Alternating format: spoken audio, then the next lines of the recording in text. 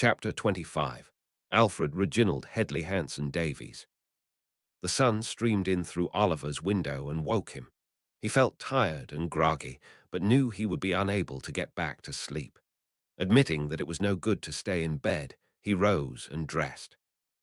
No one else seemed to have risen yet when Oliver sat down in the common room. The remnants of their meal from the night before were still on the table. Oliver supposed there was little reason for Archibald's assistants to come through here in the middle of the night. He checked his pocket watch and saw that it was only 7:30. Oliver decided to light a fire in the fireplace. There was a small stack of wood in the back of the room from which he chose a few logs. Soon the fire was crackling away, and Oliver settled into one of the chairs facing it. Oliver sat with his thoughts and watched the flames for about half an hour before he heard a door open. One of the assistants had come in. "Oh, you are already up," he said. "Archibald said you might sleep late today, so I just came to collect the tray and glasses from last night. Would you like me to bring breakfast now?" Oliver shook his head. "No, thank you. I think breakfast can wait until everyone has risen." "Very good," said the assistant. "I will bring a pot of tea round for you, though. Archibald would have me working with Wilbur if left you with nothing." "Wilbur?" Oliver asked. "He was the assistant responsible for the duster incident yesterday," the assistant explained. "The poor lad is hopeless. If he ever finishes cleaning up his mess in the reading room, I imagine old Archibald will have him polishing floors by hand for the rest of his days." "Oh, right," said Oliver. "I remember him." The assistant finished cleaning off the table and disappeared back out the door. Wherever he went must have been nearby, though, because only a few minutes later he was back.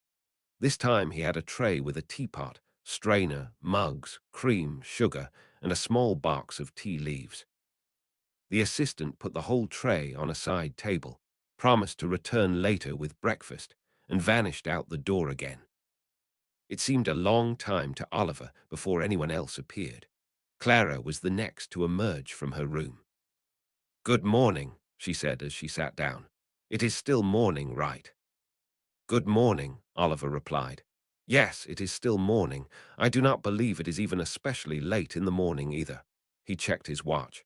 "Indeed, not yet 10:00. "Is anyone else up yet?" Clara asked. "Just us, I think," Oliver said. "Although one of Archibald's assistants came through earlier and left a tea tray, it is just there if you would like some."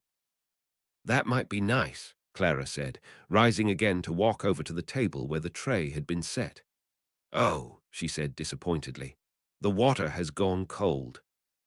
"I can help with that," Oliver said, standing up. He tapped the teapot with his wand and steam came puffing out of it. "That is very convenient," Clara said, putting a measure of tea leaves into a wire mesh strainer and adding it to the pot. "Sometimes I have to wait whole minutes of time for water to boil," she added with a note of sarcasm. "Well, you can wait for the tea to brew if it makes you feel better," Oliver said.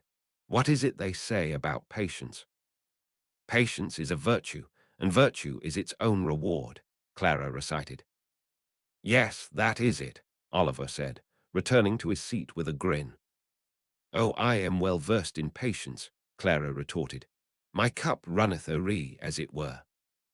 "Your what?" Oliver asked. "My cup, Oliver," Clara said. "It is overflowing with patience. Attend a religiously backed university for a while, then you will understand." Oliver shrugged. Clara looked at a mug and put her hands on her hips. "However, speaking of cups, I have a question." "Go on, then." "Is fortune-telling real?" Clara asked. "Reading tea leaves and cards and all of that?" "Of course," Oliver said. "We call that branch of magic divination." "Are you able to do it? To tell the future, I mean?" Clara asked with a type of earnest excitement. "Am I able to?" Oliver repeated. "No." "No," he said. "I decided not to study divination. It conflicted with ancient runes. A friend of mine took it, though," he trailed off, carried away in his own memories. "Go on," Clara prodded. "He showed tea reading to me once. Oliver said. It was during a break in our schedule. I had to swirl the T4 no 3 times in a clockwise direction, then drink it. Then I swirled the dregs counterclockwise, also 3 times. Then I turned the cup upside down to let it drain for a minute. He motioned with his hand, each of the actions in turn. Then you could look in and read the tea leaves, Clara asked. Not yet, Oliver said. I had to rotate the cup 3 times until the handle pointed due south. Then I turned it over, and then my friend tried to read my cup. What did he see? Clara asked. Rather a lot, Oliver said with a grin. He saw specific symbols of wealth and success. The rider and the abbey, if I recall correctly. Was he right? Wrong on all counts, Oliver said with a laugh. As I have never had any overseas financial prospects, and I still work for a living, his predictions have remained remarkably unfulfilled. In all honesty, it was unlikely that those signs would be accurate to my life. I was never business-minded, and I do not come from a wealthy family. You could still win a contest, or receive a promotion at work, or inherit money from a long-lost relative, Clara offered. Perhaps, Oliver said, although I have very few extended family members. The circumstances that would conspire to bring a long-lost relative to bequeath extensive wealth to me would be extraordinary. However, if I pursue the future laid out in the prophecy and then realize whatever was promised, does that make it correct? What do you mean? My friend saw symbols of wealth and success in my cup, Oliver mused philosophically. Suppose, therefore, that I worked hard to obtain gainful employment and again was diligent in my duties so that I could be promoted to a higher station. Have I achieved my success because of the prophecy? Was it inevitable that I should succeed? Or is the prophecy fulfilled because I chose to consistently work hard and apply myself in disciplines where my talents allowed me to rise above my peers? Is it destiny or the product of my own efforts? Why cannot it be both? Clara asked. Even if you are destined for something, I would think that you would still need to act in some way to make it come about. Possibly, Oliver said. It is difficult to say, and there may not be a single correct answer. That is the challenge with divination. It is by its very nature imprecise and difficult. Do predictions divine the future or cause them? Would I have always worked hard and been successful, or did I work harder because I was lured on by the promise of wealth? I see, Clara said. You seem disappointed, Oliver said. I am not, Clara said. Well, not really disappointed anyway. For me, as a child, fortune-telling was fun. There would be a tent or a wagon at the fair, and inside would be an old woman. She would look into her crystal ball or take your hand and tell you about your future life. Would you find love? How many children would you have? Would you do well in your school exams? She would answer any question. Clara sighed and let her gaze wander aimlessly around the room. It was fun, she repeated. The questions were the silly and carefree questions of children, of course. I do not think any of us ever genuinely believed the fortune-tellers were actually predicting the future, but we wanted to. There is no harm in that, Oliver said. No, I suppose not, Clara said. I wanted my friend to be correct, Oliver said. It just turned out that he was not, and I have remained a gainfully employed, though modestly paid government employee. Despite that, I am happy with my life. Was there anything in particular you dreamed of when you were young? Before Clara could answer, Humphrey's door opened, and Humphrey himself ambled into the room. Did I hear young Oliver complaining about his pay? He asked, taking an open chair near Clara. Of course not, Oliver said. He was complaining a little bit, Clara interrupted. I knew he would, Humphrey said. Well, Clara did suggest that I was deserving of a raise in pay, Oliver offered. Did she? Humphrey asked skeptically. Has he confounded you, or is he making it up? Conf what? Clara asked, confused. I thought so, Humphrey said. Nice try, Oliver. Both Humphrey and Oliver laughed. Clara shook her head with a wry smile. Actually, Clara here was curious about divination, and we have had a little discussion on it, Oliver said. Our divination, Humphrey said with a faraway look. Not my cup of tea. Oliver groaned, but Clara laughed at the joke. Have any of Archibald's assistants come around with breakfast? Humphrey asked. One of them came through earlier, Oliver said. He left the tea tray and said he would return later. Well, I think I shall go and find him, Humphrey said, getting to his feet. I want to eat and get to work. Get to work? Oliver asked. What do you mean? We need to be ready to visit Davies later, Humphrey said. He does not know of our little errand, and I am not sure the minister would want us to tell him. I see, Oliver said.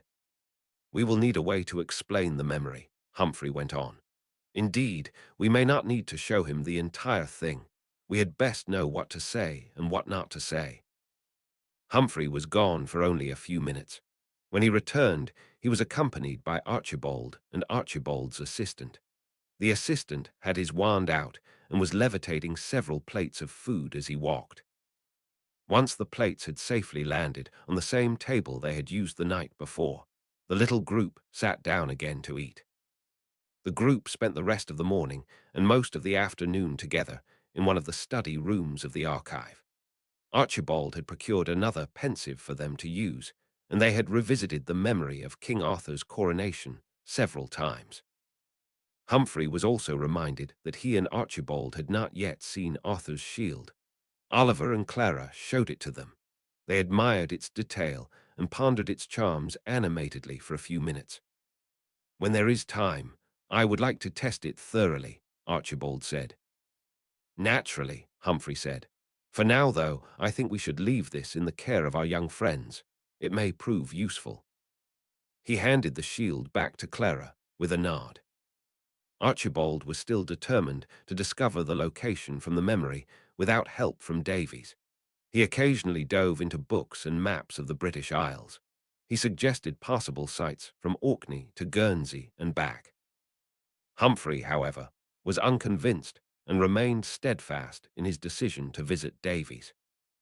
I do not intend to show Davies the entire thing if possible, Humphrey told the group. It is natural that he will make some inquiries about how it was found or the events within it. We may safely tell him that it was discovered and we are investigating it. We may not need to tell him more than that. Archibald or I could alter the memory, he continued. However, I am loath to take any such step. The risk of permanent damage to it is far too great. It would be better for us to tell Davies everything than to destroy this incredible artifact. Archibald made a gruff noise of displeasure. I still disagree with this course of action, Humphrey. You know what I think of that man. I do indeed, Humphrey responded. However, Davies' intelligence is different than yours, Humphrey explained. His aptitude to practical matters may be of more immediate use. You know that he has wandered more widely than any other wizard. Archibald just grunted again. If I may, Clara cut in, where does Davies live? Scotland, Humphrey responded. He lives in Glasgow. How do we plan to go there? Oliver asked. I do not think it would be wise for the four of us to apparate that far together. It also seems unwise for us to take a portkey into the middle of the city unless Davies is inviting us to portkey into his front room. Clara looked at Oliver questioningly. Should we not take a portkey directly to his home? It is considered rude, Humphrey explained. In addition, many wizarding dwellings have security measures placed on them to prevent visitors from apparating or taking portkeys directly into the home.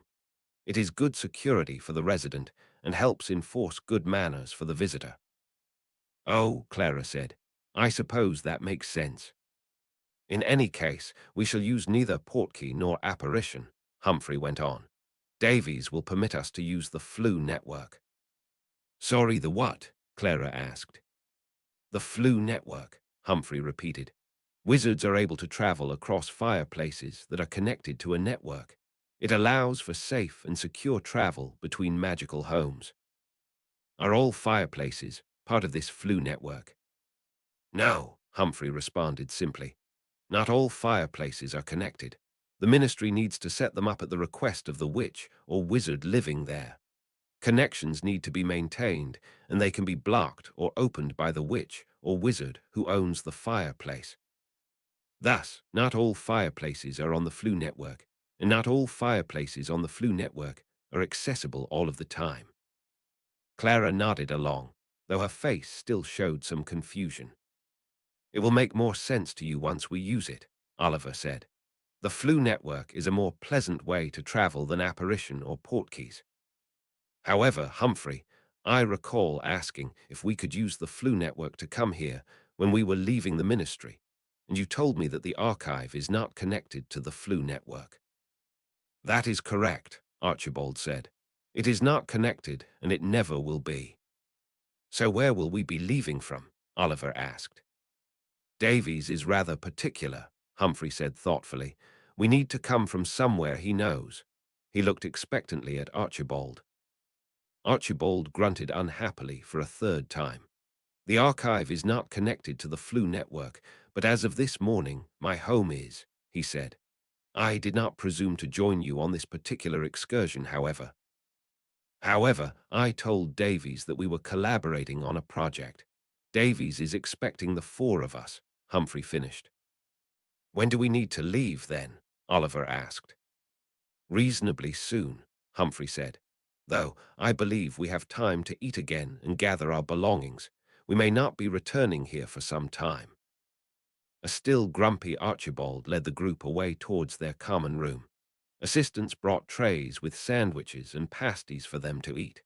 The group mostly ate in silence this time, each member seemingly caught up in their own thoughts. Oliver slowly munched his way through a pasty.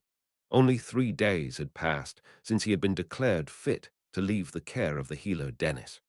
He reflected on the conversation he and Boudica had on the bench looking out to sea.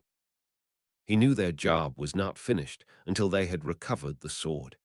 He knew that any time they went out looking for it, they might run up against the Black Hand again. That thought scared him. It made Oliver's heart race and sent adrenaline shooting through him. But Oliver also knew Boudica was right about one thing. He had to be the master of himself and his fears, not the other way around. He thought about other men his age, who were being marched off to participate in a conflict they did not understand or choose. At least his fate would be determined, in part, by his own choices. I think it is time, Humphrey said, breaking the silence. Gather your things. We need to head back to Archibald's office. They all trooped off to their rooms to gather their bags. Oliver had known they would be visiting Davies today, so he had already packed his belongings. He was back out in the common area almost immediately. It appeared that Clara and Humphrey had also been prepared for this moment. They were emerging from their own rooms, just as Oliver stepped out of his. All ready then, Humphrey said, looking around. Archibald will meet us in his office. Humphrey, Clara started as they walked along. May I ask a question? Certainly, he replied. We need to go to Archibald's house in order to use his fireplace. Is that right? That is correct. How are we getting to his house? Is it far from here? Clara asked. No, it is not overly distant, Humphrey said. I believe we will be able to comfortably walk. I see, Clara said. Then she fell silent. Is something on your mind? Oliver asked. Well, yes, Clara said slowly. If we have to walk, I have concerns about being seen. As today is a Sunday, there are likely to be more students and faculty out, enjoying the end of the weekend. Of course, Oliver said, and your family still thinks you are helping your uncle. Exactly, Clara said. Being seen would lead to awkward questions and would make my life rather difficult when I return home. I understand your dilemma, Humphrey said. Today, though, I do not think you will need to worry. Archibald's home is connected to the archive by a special tunnel, accessible only to the head archivist. Oh, I see, Clara said, brightening up a little bit. I think you both will like Davies quite a bit, Humphrey said. He can be remarkably good company. Why is that? Clara asked. There are likely very few people in this world who have wandered as freely or as widely as Davies has, Humphrey said. I have never known anyone else to be as constantly on the move. He is as happy roaming in the fields and forests near his home as he is visiting a far-flung desert or a bustling metropolis. He has met many people and is quite happy to share endless stories of his adventures. He is also an enthusiastic storyteller.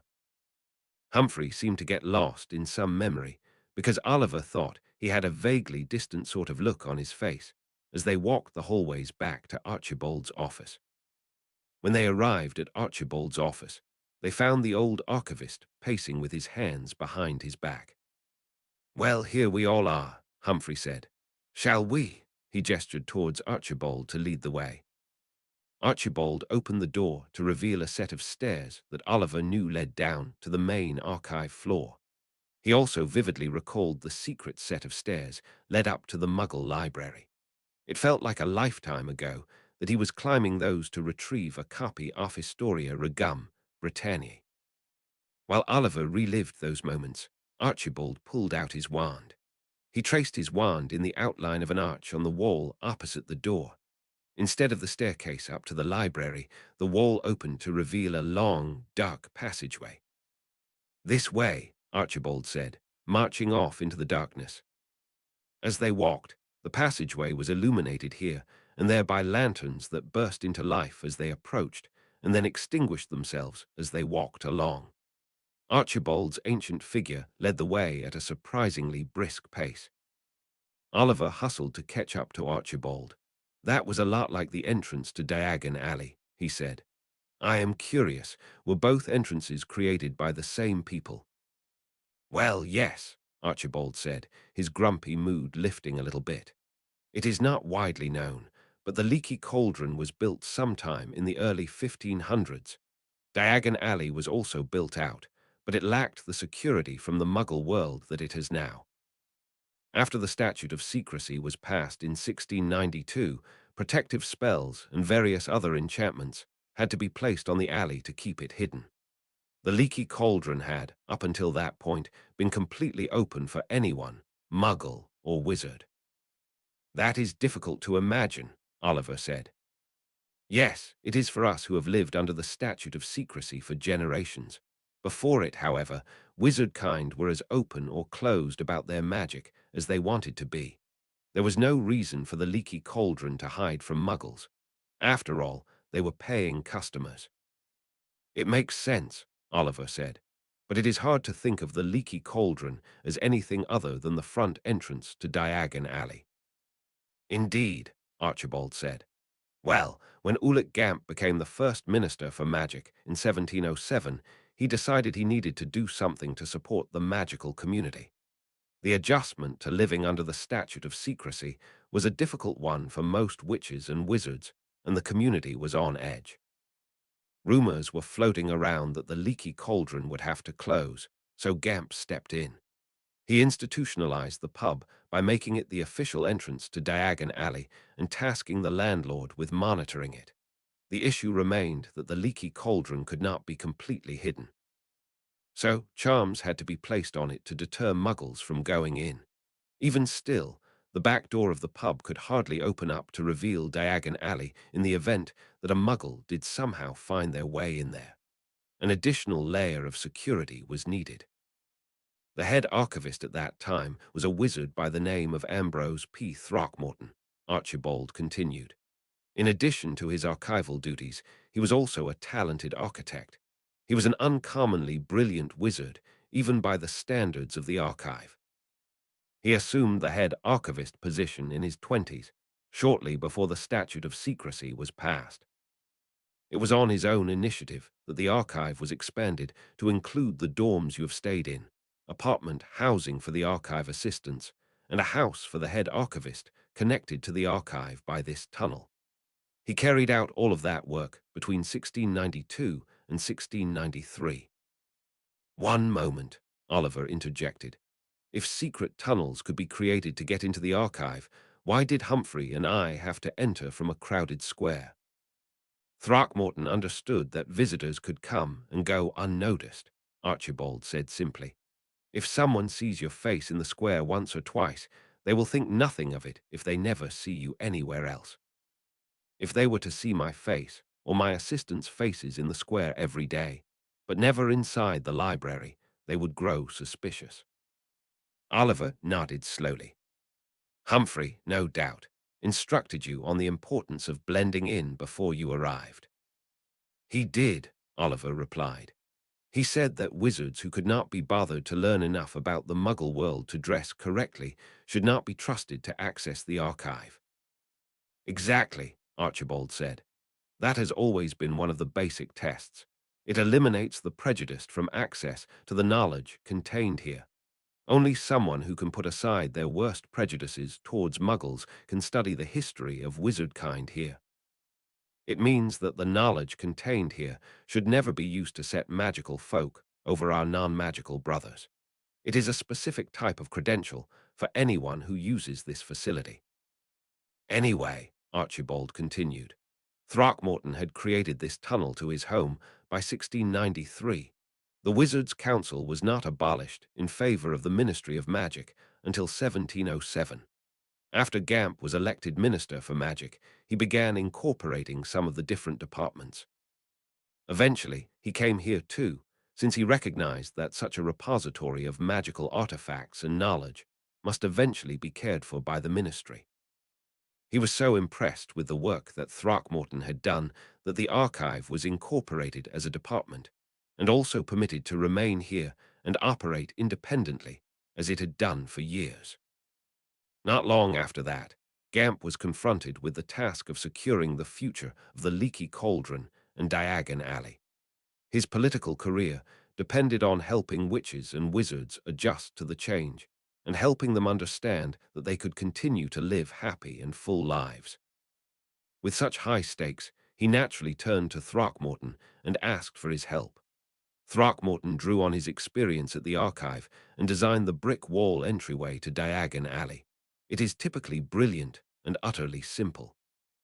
It looks innocent and preserves the Statute of Secrecy in the unlikely case that a Muggle sees it. It does not require any complicated spellwork. Simply tap the bricks to enter. A witch or wizard of any magical level can enter, provided they have a wand, as can other magical beings. That is remarkable, Oliver said. I have passed through that archway thousands of times and never considered its origin. Most witches and wizards never will, Archibald said. Gamp was put onto a chocolate frog card. Ambrose P. Throckmorton remains mostly unknown outside of high academic circles.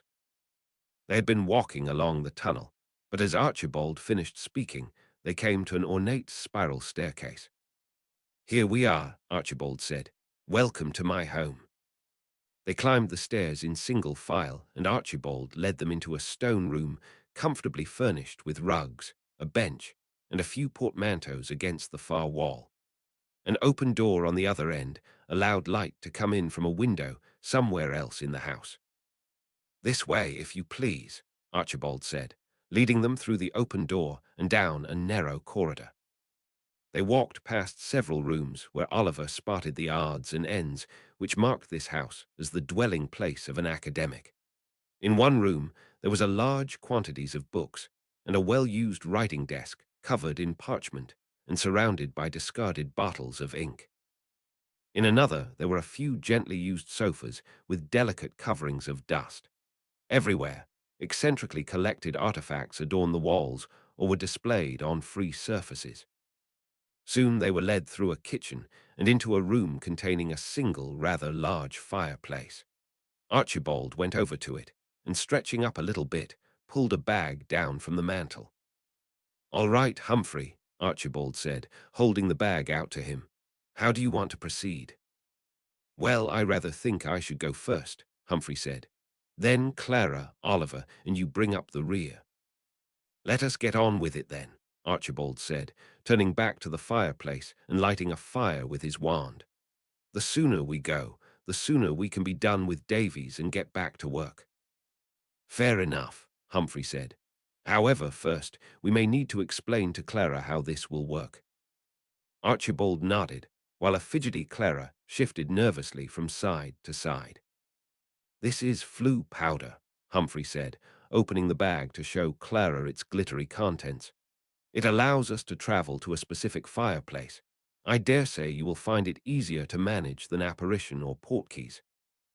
How does it work? Clara asked, looking at the fire with some apprehension on her face. It is quite simple, Humphrey explained. You take some of the powder and throw it into the fire thus. He demonstrated and tossed a small amount of the powder into the flames, which immediately grew and became a vibrant emerald green. Then you simply step into the flames and say the name of your destination, he continued. It is superbly simple. Clara stammered for a moment. You do not need to worry about being burned, Oliver cut in. Once you toss in the powder, the flames will not harm you. He walked over and stuck his hand into the flames to show his point. It is actually a rather pleasant sort of warmth. Indeed, Humphrey exclaimed. All you really need to do is keep your eyes and mouth shut to avoid getting any ash in them. You should also remember to keep your arms tucked tight against your body, Archibald chimed in. It can be painful if your arm knocks against a different fireplace along the way. Of course, that could cause you to stop at the wrong fire as well, he trailed off. Clara looked a little alarmed. That never happens, Oliver said. Okay, it is possible, but if you speak the destination clearly, then that is where you will go. I will show you, Humphrey said, so you can see how easy it is. One moment there, Humphrey, Archibald said, holding his hands up.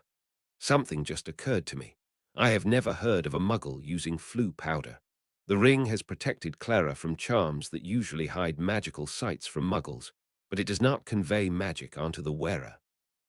Humphrey paused to consider this question.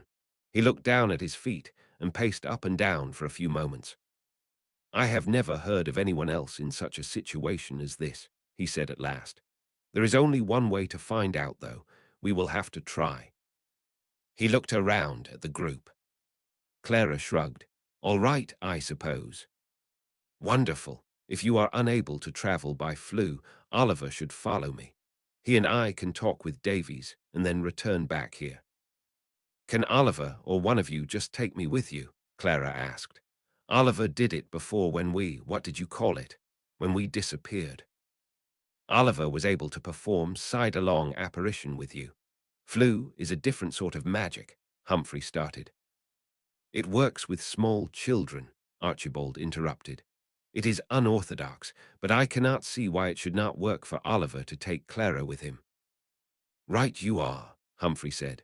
Well then, in that case, it would be crowded.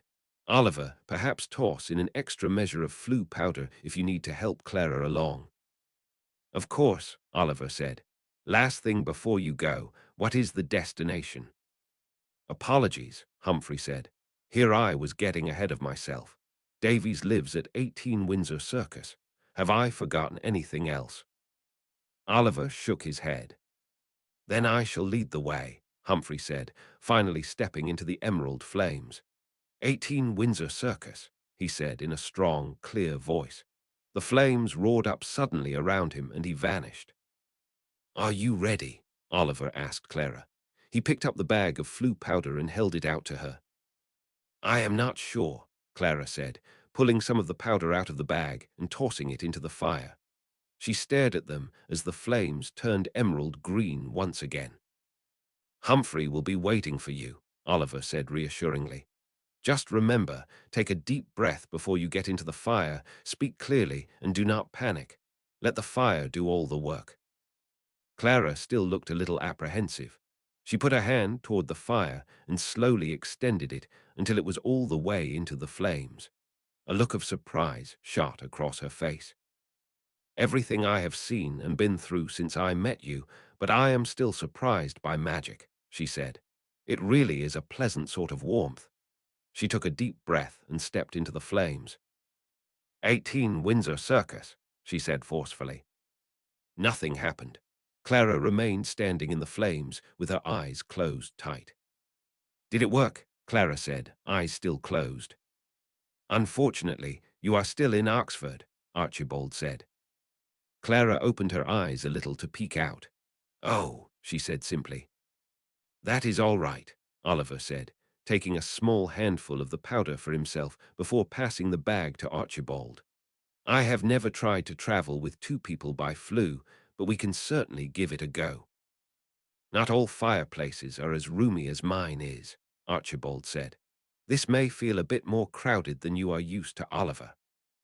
Right, Oliver said, tossing his flue powder into the fire and stepping in next to Clara. He hooked Clara's arm with his own and pulled her tight against his side. Hang on tight, close your eyes, and keep your arms tucked in, he advised once again. Clara nodded. 18 Windsor Circus, Oliver said, as firmly and clearly as he could. The flames roared up, and Oliver felt himself and Clara be carried away. Archibald had been right about the fireplace feeling crowded. Oliver and Clara kept bumping shoulders, and occasionally Oliver's other shoulder would scrape against a fireplace as they went by. However, Oliver soon felt that they were slowing down, and soon enough they had come to a stop.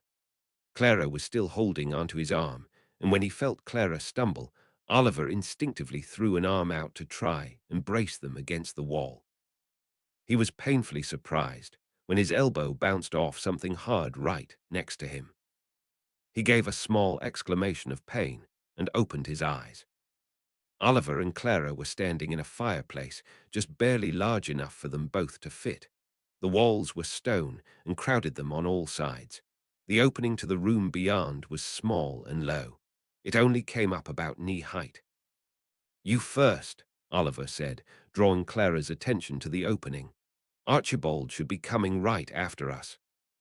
Clara had to duck down onto her hands and knees to crawl out, but it was much more difficult with Oliver also sharing such a small space with her. Oliver had to flatten himself against the wall to try and make space for her. With a bit of effort, Clara managed to extricate herself from the fireplace, and Oliver quickly followed. It is not very dignified, is it? Clara said, as she brushed soot from her clothing. Most wizard fireplaces are slightly larger than that, Oliver said, or at least they are taller. As he was talking, green flames sprung up in the fireplace, and the lower legs of Archibald appeared. Welcome, came a voice from behind Oliver.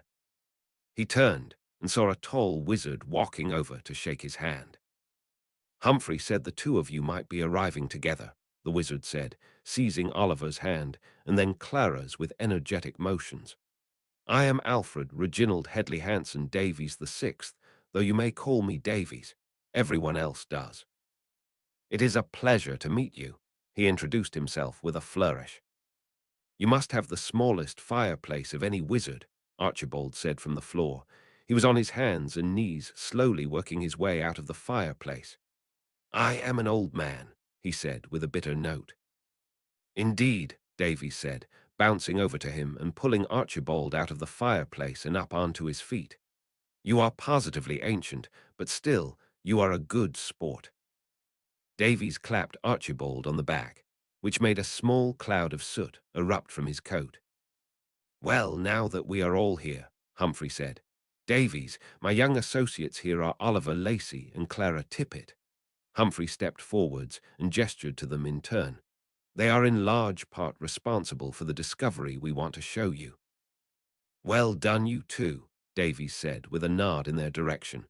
Though I have to say, Humphrey, you've been quite cryptic about this whole business.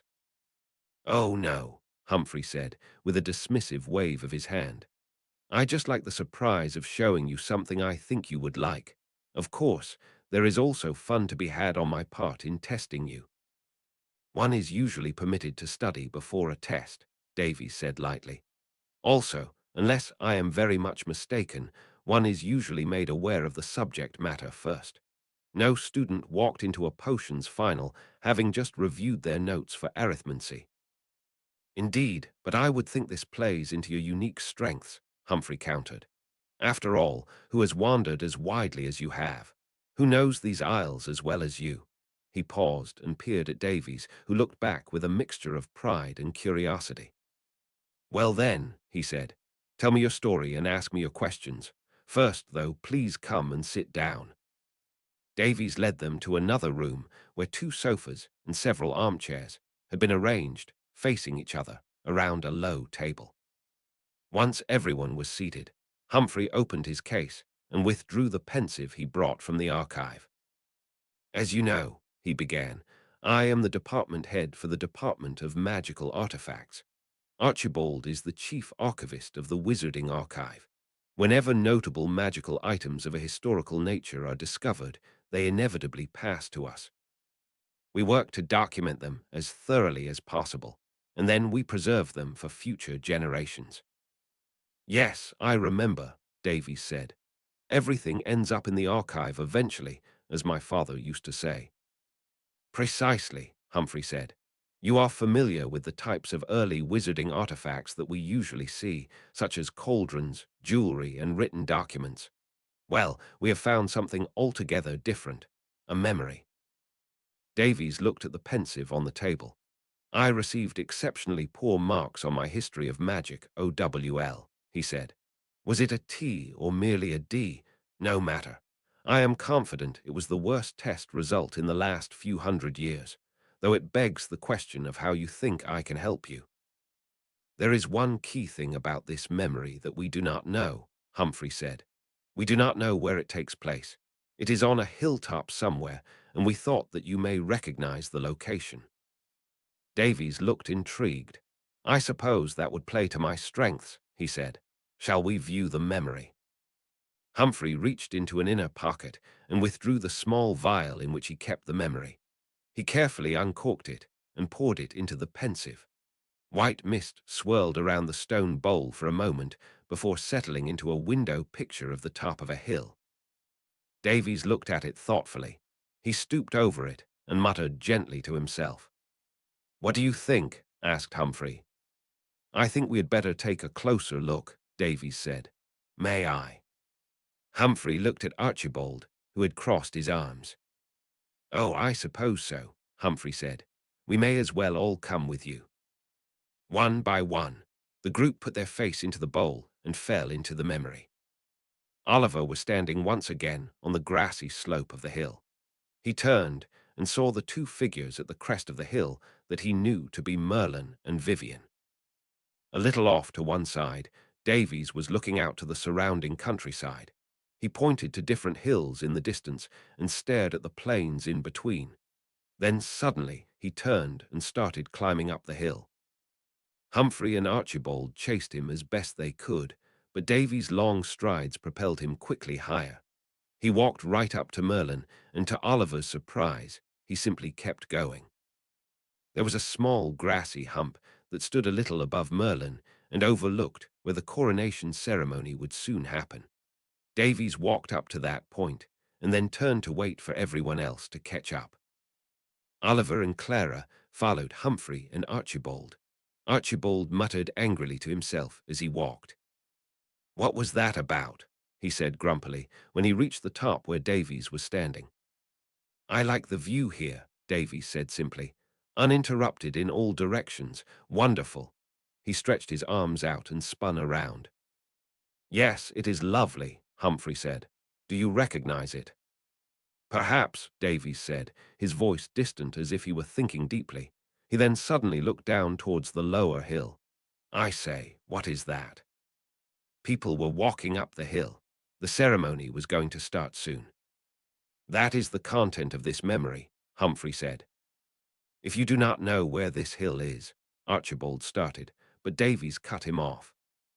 "You know, someone might get the idea that you did not wish me to see the rest of this memory, Archibald," Davies said, with a marked sort of hurt in his voice. Humphrey shot a look of warning at Archibald. "Of course that is not the case," he said.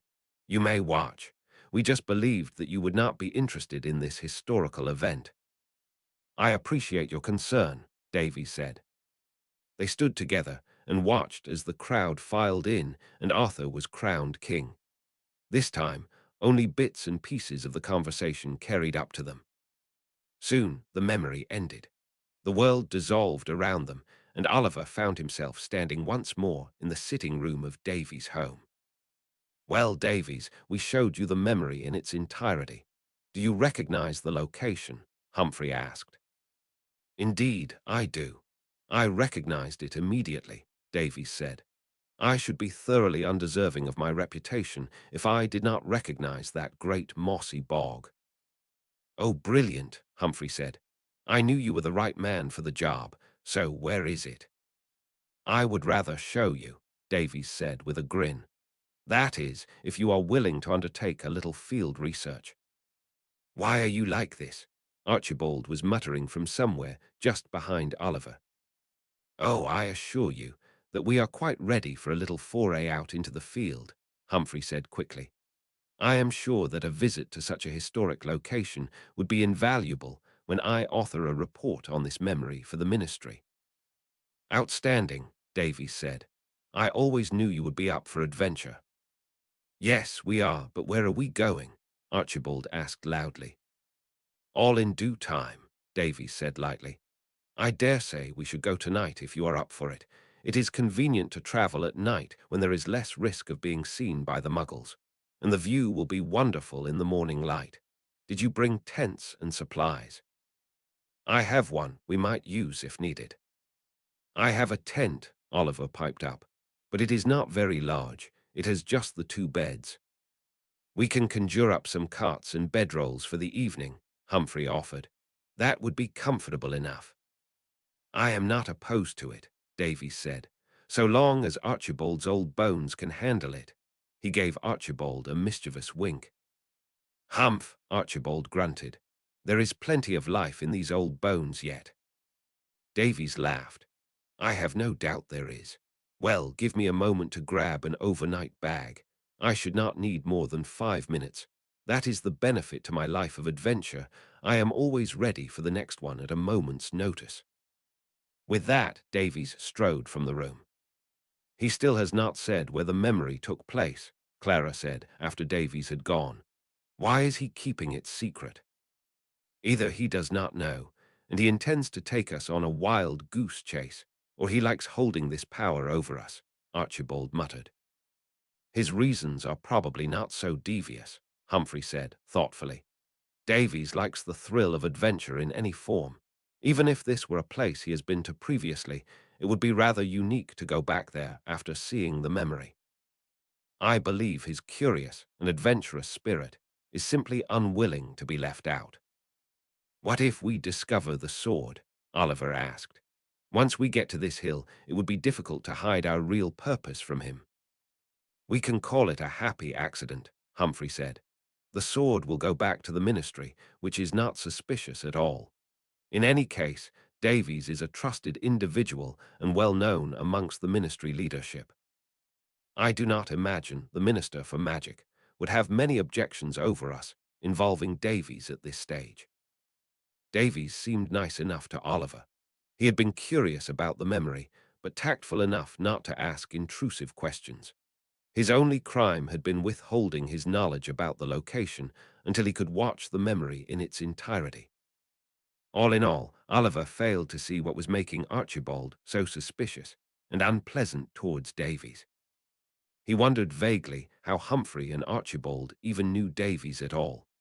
Oliver was about to ask when he heard the hurried footsteps from the corridor that announced Davies' return. Sure enough, the footsteps were followed by the energetic person of Davies. Davies was holding a map in one hand. A leather rucksack with a rolled top secured by 2 leather straps was slung over his shoulder. He walked over to a table and spread the map out. Come and look at this, he said, beckoning the others to gather around him. The memory undoubtedly took place near here. He pointed to a spot on the map in the west of Scotland near the coastline. It is south of Kilmartin Glen and just on the northern edge of Themwyn Hoare. Davies looked around, but nobody spoke. It may take a small effort to locate the exact hilltop, but I imagine it should not be overly difficult, he said. The hill stands alone on the plain, and a river runs near the base on its east side. The river runs north a short distance before turning west towards the sea. Davies traced his finger on the map to illustrate his points. I think there should still be enough daylight for us to find the right area before we need to camp for the night. Well then, Humphrey said, let us get on with it.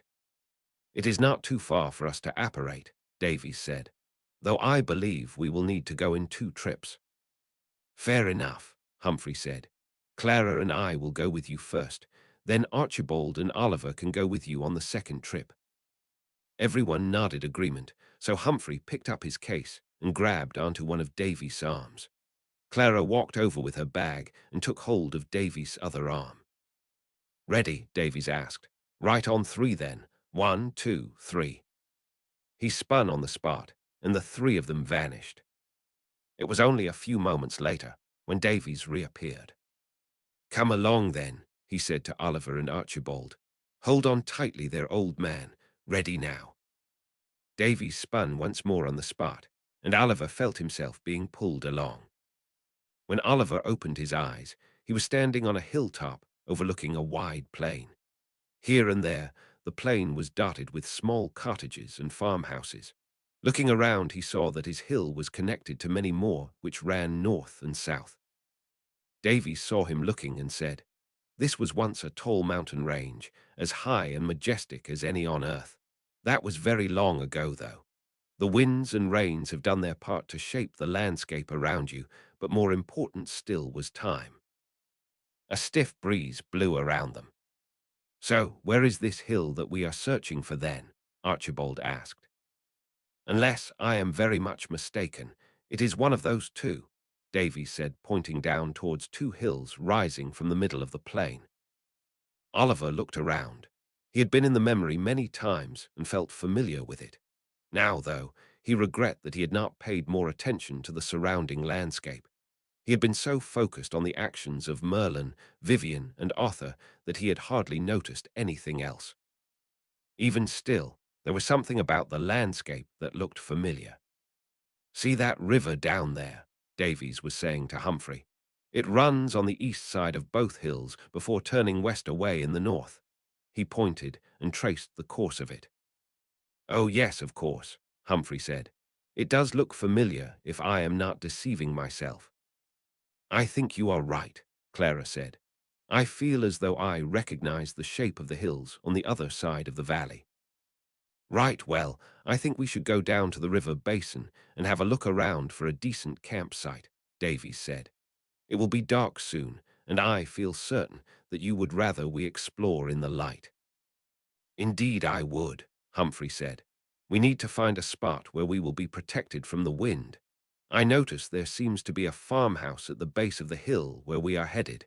We should avoid the farmer there if possible. I do not fancy needing to explain our purpose on their land." The hills sloped reasonably gently towards the plain below, but as dusk approached, the group decided to apparate down to the flat land below them.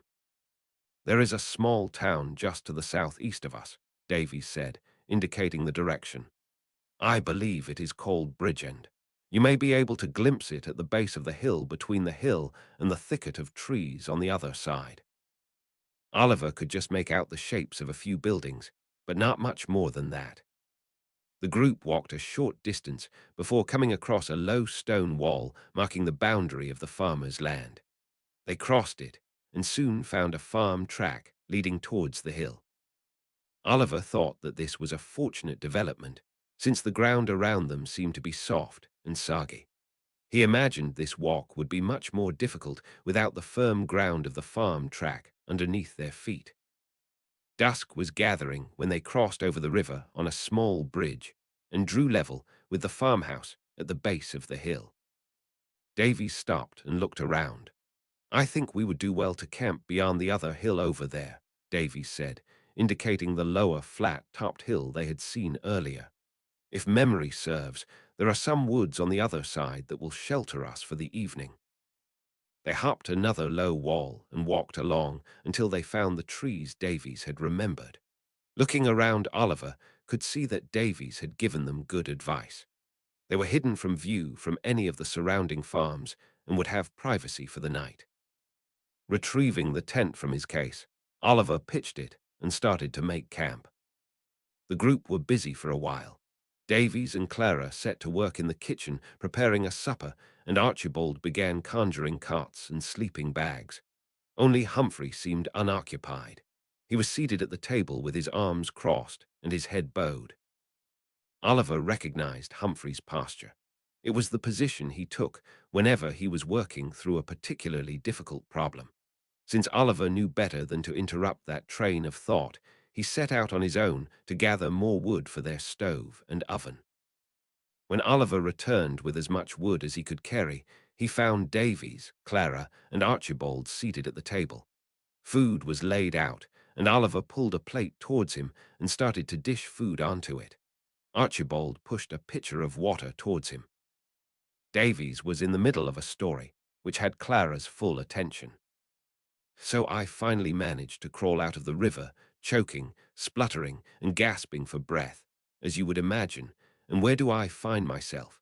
In the camp of a trio of mountain trolls of all places. They were already starting to grab their clubs when I realized what was going on. Fortunately, trolls are remarkably dim creatures, and not especially fast either, but I had to think quickly. I grabbed my wand, pointed it right at the nearest one, and set fire to his pants. Trolls' hides are thick, so he was never in danger of being burned, but as I said, trolls are stupid. He panicked and started stampeding into the second troll. The second troll was knocked off balance and worried about catching fire himself. That was the opportunity I needed, and I was able to summon the second troll's club right out of his hands. Once it was out of his hands, I used the banishing charm to send it flying right into the face of the third troll. Hit him square between the eyes, and he was knocked out cold. Amazing, Clara said. I had no idea trolls were real and they lived here in Britain. Oh yes, Archibald said. The ministry has a team who watches out for them. Every now and then a troll will wander into some muggle village and cause havoc, but the ministry sends someone out to put it right. They modify memories and repair all the damage, which is why you have never heard of it. Oh, Clara said, that seems wrong to me, for people to spend a lifetime somewhere and not to know if they live in a dangerous place. Statute of Secrecy, Archibald said with a shrug. Though, as I said, it is a rare occurrence. Trolls mostly keep to themselves. Clara said, clearly not liking that answer, but weighing if it was worth debating. She clearly decided it wasn't since she then asked. So after you knocked out the third troll, what then? Well, I was ready to leave, Davies said. I stood up and was about to disapparate when the box I was after floated down the river past me. I did not have long until the second troll managed to get by his flaming companion. There was nothing for it. I jumped back in the river. After all that, Clara asked. After all that, Davies said. I swam hard, but I was a mile or so downriver before I caught up to the box. I floated along with it until I saw a good place to get out. It was large enough that I needed both hands to carry it, so I needed a good beach to land on. What was in the box? Clara asked. When I got to the beach, I opened it straight away, Davies said. I knew it was something of value, since those bandits had been so keen to hang on to it. Lo and behold, it was an original silver arrow broomstick and a sheet of documents about how to make them. It turns out that old Leonard Jukes had been robbed, and someone was trying to steal his work. That is not unheard of, Archibald said. A good broom maker can name their price, and the silver arrows are one of the very best of the bunch. Demand for good brooms always outstrips the supply, though. Broom makers just cannot keep up, Davies added. Makers who are unable to produce a quality model of their own sometimes resort to theft like this, trying to get a leg up. Despicable behavior from those untalented individuals who are unwilling to work hard enough to overcome it, Archibald said. Could not agree more, Davies said, which is why I promptly returned the box and its contents to old Jukes. He was rather grateful. The family still saves me a seat at their table for the major holidays. Their house elf is one of the best cooks on the planet. Davies trailed off, lost in thought of meals past. I told you Davies was good company, came Humphrey's voice from behind Oliver. Davies smiled. Oliver turned to look. Humphrey was standing next to a side table. He had an owl with him and was tying a letter to it. What is that? Oliver asked. Just the usual report, Humphrey said. I would normally send it out tomorrow morning, but I am hopeful that your friend Boudica might join us on the hill tomorrow. So it must go tonight. He said this lightly and carelessly, as if it were an invitation to a social gathering. About tomorrow, Davy said. What is this all about? What do you mean? Humphrey asked. Despite Archibald's opinion of me, I am not a fool, Davy said.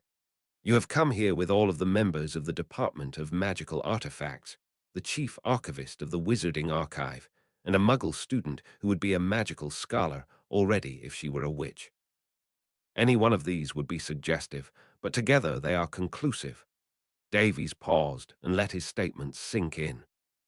It is clear that you do not expect to merely look at this hill, he continued. So, what is it? Ah, Humphrey said, you are indeed no fool and have never been one. Debatable, Archibald interjected. No, not really, Humphrey said. I suppose I must tell you then. However, you must understand that this is in the strictest confidence. This errand was given to us by Evermond himself. Even now, I will only tell you because you also have the personal trust of the minister. I understand, Davy said. Go on. Humphrey finished tying the letter to his owl, walked to the entrance of the tent, and sent it out into the night. Then he went back and sat down with the others. He seemed to consider his words for a moment, but Davies waited patiently. Then Humphrey began. He started at the beginning with Evermond's briefing, explained his theory that the targets might be items tied to King Arthur, and walked through the various adventures that Oliver and Clara had been through. He finished with his letter asking the ministry to send auras to them in the morning. I am not very concerned that we are in danger here, he said. Truthfully, it would have been impossible to follow us here from the archive. Additionally, only someone who had seen the memory and understood its purpose could have been led here. As we are the only ones who have seen the memory, there is no reason for anyone else to come here. Your reasoning is sound, Davy said.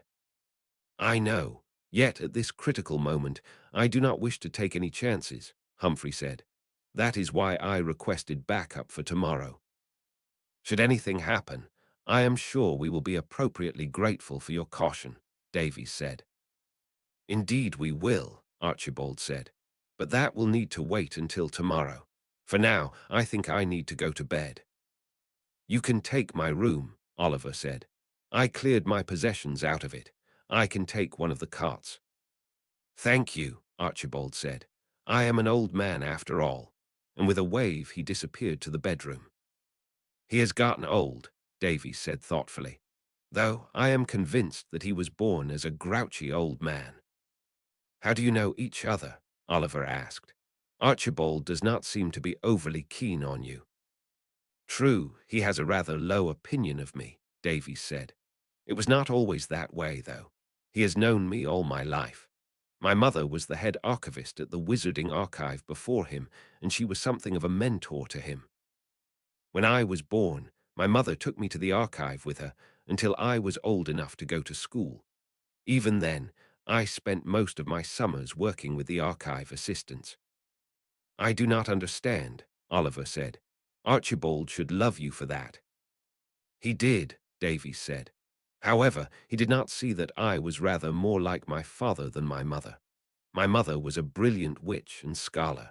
She helped see the archive through difficult periods where it was not adequately supported by the ministry. At the same time, she was instrumental in encouraging other scholars to use the archive's resources. You see, the archive was always intended to be used as a resource for the wizarding community, but because of the way it is set up, very few witches or wizards bother with it. You have both been to archive now, I take it. Oliver and Clara nodded. How many other researchers did you see? Davies asked. None, Clara answered. Exactly, Davies said. Although I did see name plaques for several witches and wizards who wrote the books I studied from at school, Oliver said. Well, I suppose that is something, Davies said. One of my mother's initiatives was private rooms for more accomplished scholars who used the archive. Some of those were undoubtedly set up while she was still there. Oliver shrugged. In any case, my mother was content to spend her days in the archive, Davies continued.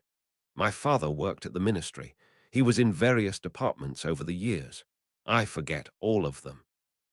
Accidental Magical Reversal Squad, International Magical Cooperation, Department of Magical Games, Department for Regulation and Control of Magical Creatures. He must have stopped in nearly every department at some point. Yes, indeed he did, Humphrey said. I knew him while he was there. You were close with him, I think, Davies said. We were. He maintained relationships all across the ministry. Everyone came to him when they needed help. I understand that is a role you now fill, Davies said. I do not know if that is accurate, Humphrey said. It is accurate, Oliver chimed in. Everyone comes by our office at some point. Davies winked at Humphrey. My father did not move around because he was bad at his job.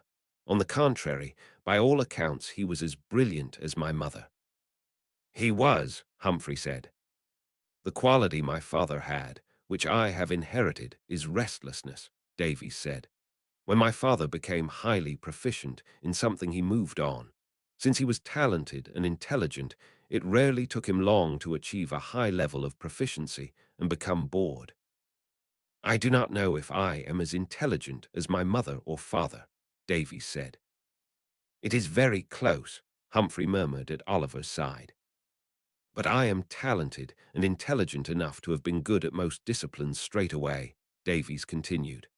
I had a stint at the ministry and an offer to work at the archive from Archibald, but I turned them both down. I could not do what my parents did. I needed the freedom to pursue my interests in my own way. Can you understand that? I can, Oliver said. Humphrey and I discussed something similar recently. No doubt you did, Davies said. Humphrey's intelligence is not limited to books, which I think is why my father liked him. Archibald, however, never understood my decision. I think he would have always been disappointed in me for not choosing the archive. But when I left the ministry, it was too much. You made decisions that he cannot understand based on a nature he cannot fathom, Humphrey said. He does not see what I have accomplished in my own way, Davies said. I think he is fixated on the things he thinks I would have accomplished had I chosen differently. That seems unfair, Clara said. After all, it is not as if you have thrown your life away. I suppose that depends on your point of view, Davies said. My father understood my path better than my mother did. They were both good and kind parents, but even to the end, my mother asked if I might not one day go back to the ministry or the archive. Davies smiled and looked up at the ceiling. How do you know Humphrey, then? Oliver asked. Truthfully, I do not, Davies said with a laugh. My father spoke of a young ministry worker that he had taken a liking to. I knew of Humphrey's reputation during my brief stay at the ministry. We may have crossed paths at large meetings or social functions. It was enough, I think, for us to recognize each other, but we had never had a conversation before today. Indeed, Humphrey said. I was aware of Davies when he arrived at the ministry. Naturally, I followed his career with interest due to my friendship with his father, but our paths did not really cross. I regret that I did not reach out at that time, but it did not seem to me that you needed anything from me. There is nothing to regret, Davies said. I was young and had quickly made up my mind. Your father mentioned to me before he retired that he thought you would not stay with the ministry, Humphrey said. He saw his restlessness in you, and I think part of him would have liked to do what you have done. Perhaps, Davies said. He always loved being outdoors. He took me on many adventures. The group fell into silence as they all sat with their own thoughts. Well, maybe we should go off to bed as well, Humphrey said. It is getting late, and we will need our wits with us tomorrow. They all stood up. Clara said good night and went off to her room. Oliver, Humphrey, and Davies arranged their cots comfortably and got ready for bed. Davies was the last one up, turning the lanterns off, one by one, until the only light was the soft glow of the embers in their stove. Chapter 26. Footprint of Kings. Oliver awoke to the fresh smell of clear morning air. Davies and Humphrey were already awake and had just ducked out of the tent. He inhaled deeply and waited to see if he could hear anyone else moving around. Hearing nothing, he decided it must still be pretty early. He sat up. A few minutes later, Oliver too was stepping out of the tent into the cool morning air. He stretched and turned to face the sun, but only then realized that it hadn't risen yet. A low fog blanketed the world. "What time is it?" he asked, seeing the shapes of Humphrey and Davies standing a little ways away. "It is not quite 5:30, Davies said. "Sorry if we woke you." "Not your fault," Oliver said. "Are you always up this early?" "Nearly," Davies said. "I do not always rise before the sun, but I rarely sleep late." "I wanted to see if the ministry had returned my owl," Humphrey said. "They may not send anything if the auras are coming anyway, but they might have sent an owl ahead to let us know." "It is still early," Oliver said. "The owl is probably still on its way." "Most likely," Humphrey said. "Come on then," Davies said. "Coffee, tea, breakfast." "May as well get started," Humphrey said. "Clara will be up soon enough anyway, and the smell of food will get Archibald out of bed." "Have we got enough wood left over?" Oliver asked. "I think so, but it would not hurt to have a little more," Humphrey said. "It is a chilly morning." Oliver went back into the trees to gather firewood, while Humphrey and Davies went back inside. When Oliver returned, he found the tent filled with the smell and sizzle of breakfast cooking. Clara was seated at the table, blinking the sleep from her eyes. "Good morning," she said while yawning slightly. "Sleep well?" "Well enough," Oliver said. "You?" Clara gave a non-committal sort of shake of the head. "I suppose. But at some point last night, I think it occurred to me that we might actually find Excalibur today. Do you understand how incredible that is?" "Well, sure," Oliver said. "I mean, it is what we have been working towards for the last month." "It is more than that for me," Clara said. "When we talked on the train, Excalibur, Arthur, Merlin, all of it were just legends, made-up stories to entertain children and teach medieval morals. Now I have found Arthur's relics, I have seen Merlin with my own eyes, and today we may actually find Excalibur. It is something I did not believe even existed." "When you put it that way," Oliver said, "it is a viewpoint that I had not considered." "Consider it," Clara said. "The excitement made it difficult to sleep." "Well, if it helps calm your nerves, I have no idea what we are supposed to do here," Oliver said. "The memory showed the top of a hill, and someone who had the sword gave it to Arthur. There was nothing else here. So unless the sword is stuck in a stone at the top of the hill, and the farmer and his family who live at the base of the hill never noticed, I do not know what we are going to find today." "I think there was something else here," Clara said. "I looked at some old journals before bed last night. I borrowed some from the library before I left and have carried them with me ever since. I started reading them more closely after we found the round table in the amphitheater in Wales." "That is right," Oliver said. "You knew the site because of an archaeological dig there." "Exactly," Clara said. "There was one here too, about 10 years ago. I had never read about it, but a much older journal made its way into my pile, and I came across it last night. There was a report in 1905 by Christison and Anderson. I guess they dug out some walls and found other artifacts. There was a fort on this hill for a very long time. It is called Dunnad." "Is that so?" Humphrey said, sitting down. "Archibald would be very proud of that research if he were awake to hear it." Clara blushed a little bit. "So you know which of these hills our memory took place on?" Davies said. "I do," Clara responded. "It is the taller one we walked past last night." "Well done," Davies said. "Your quest is a stone's throw from here, just beyond the front door of a local farmer." "All of that is probably a good sign," Humphrey said. If this site was occupied continuously until now, it would mean that it was an important location. I believe that bodes well for us.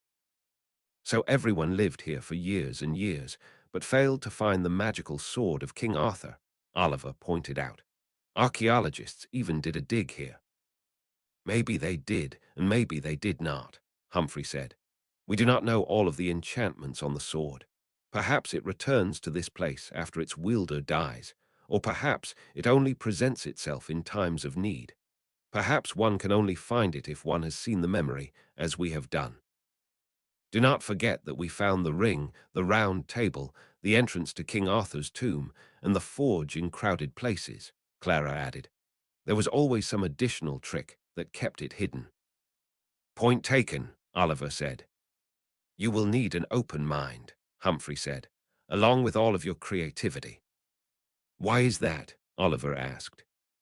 It seems to me that you and Clara have been tested in different ways during this adventure, Humphrey said. You have had to prove your worthiness by demonstrating different qualities. You sat down together as equals, you were loyal to each other in honor of the chivalric code, and you used your cleverness to solve problems. All of these are qualities that Merlin would have valued. No doubt that there will be another test for you today. Or maybe it will be simple, Oliver said. I would not mind if it were easy this time. Nor would I, Humphrey said. However, based on the other items you have recovered, I believe we will need to pass some sort of test. Oliver sighed. Truthfully, he did not mind being tested, so long as he and Clara had help.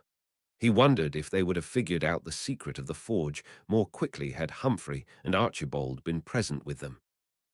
What sort of test do you think we may face today? Clara asked. I cannot say with any certainty, Humphrey said. Although if the previous tests have sought out chivalric qualities, as I believe they have, then you may need to demonstrate the proper ambition or need to obtain the sword. Is it not enough to be searching for it? Clara asked. This has nearly been a quest fit for the Arthurian legends. I think not, Humphrey said. I am speculating, of course, but the test may require that your ambitions or needs be predicated on actually using the sword. Do you remember what Arthur was sworn to in the memory? I do, Oliver said. He was asked to use his strength to protect his people, to rule justly and fairly, and to put his duties before himself. An adequate summary, Humphrey said. I am glad you were paying attention, since I am inclined to believe that the memory contains the key clue we will need today. I hope it does, Clara said. We will be exposed on the hill, Oliver said, a little nervous energy in his voice. I do not want to linger today.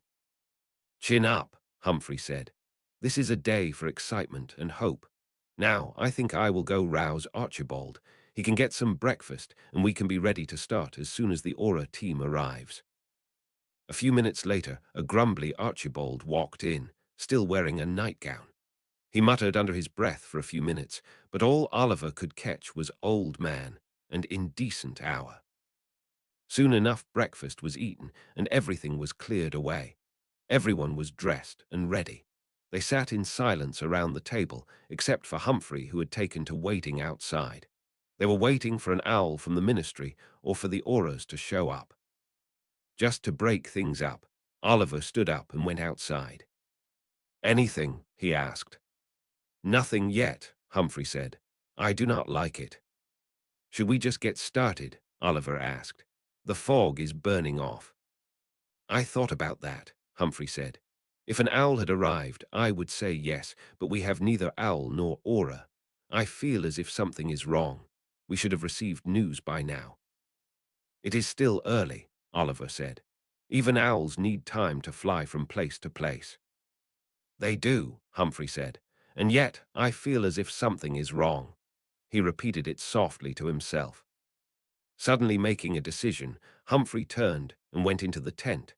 Surprised by this sudden resoluteness, Oliver quickly followed him. Archibald, Davies, we need to go, Humphrey said. It is clear to me that something is amiss, and time is now of the essence.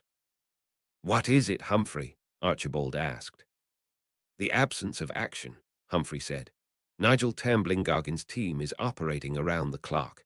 There is no reason someone should not have received my owl and either dispatched a reply or sent an aura or both. I thought you wrote to Boudica directly, Oliver said. No, Humphrey shook his head. Dispatch requests flow through Nigel's office in order to assign them priority status. That is how Boudica was reassigned so quickly after you were attacked. Do you think your owl was intercepted? Davies asked, with concern on his face. Perhaps, but if that were the case, why has nothing else happened? Humphrey asked. If our owl had been intercepted last night, there would have been plenty of time for the Black Hand to come here. There have been no reports of other owls being intercepted or harassed when communicating with Nigel's liaison office team. Why should our owl be the first? It is possible, Archibald said.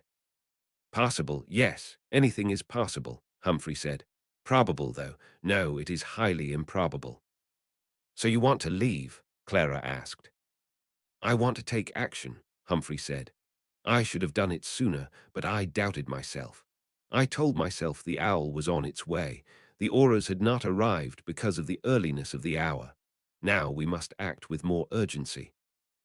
What do you want to do? Oliver asked. Archibald, Davies, and I will go to the ministry immediately. We will track down the aura teams and find out what is going on. Then we will bring them back here, Humphrey said. If the three of us go and pursue them energetically, one of us may be able to bring them here quickly, while the others find out what has happened at the ministry. And what of us? Oliver asked. Either come with us or stay hidden here and keep watch, Humphrey said. I would like someone to keep watch on the hill in case the Black Hand does come, but I understand if you do not wish to stay, being so exposed. I think we should stay, Oliver said. I do as well, Clara said. Someone has to keep watch on the hill. If something is wrong, perhaps we need to start searching that hill now, Oliver said. This may be our best chance to find it before the Black Hand finds us. I cannot ask you to do that, Humphrey said. Just be quick, Clara said.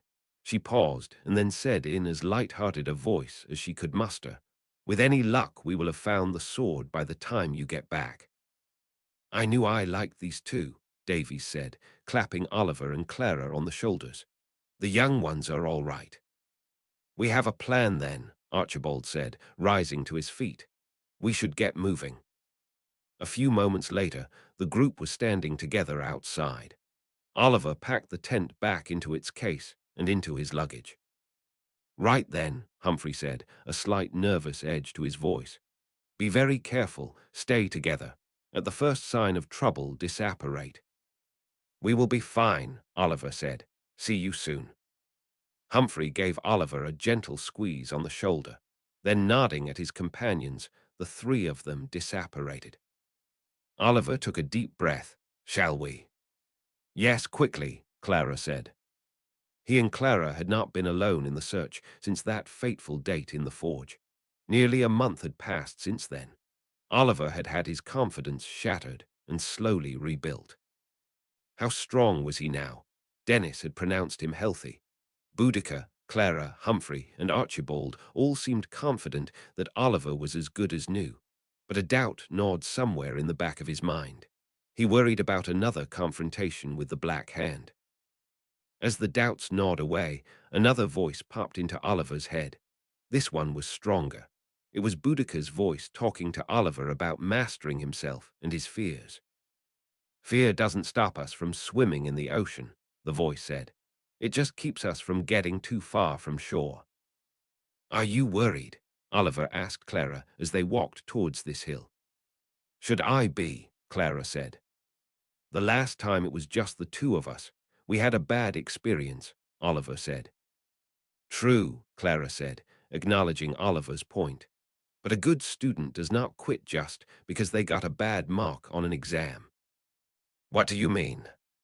We were caught off guard before, Clara said. It is like a student caught out by a surprise exam. We did not do so well in that moment, but we are here now and we are better prepared. You think so? Of course I do, Clara said. I saw you running that obstacle course with Dennis. Well, you are usually right. So if you think so, it must be true, Oliver said. Clara laughed gently. It felt like her laugh dispelled their nerves and gave them confidence. Soon they reached the base of the hill and began to climb. A footpath wound its way up the slope towards a narrow opening between large, thick stones.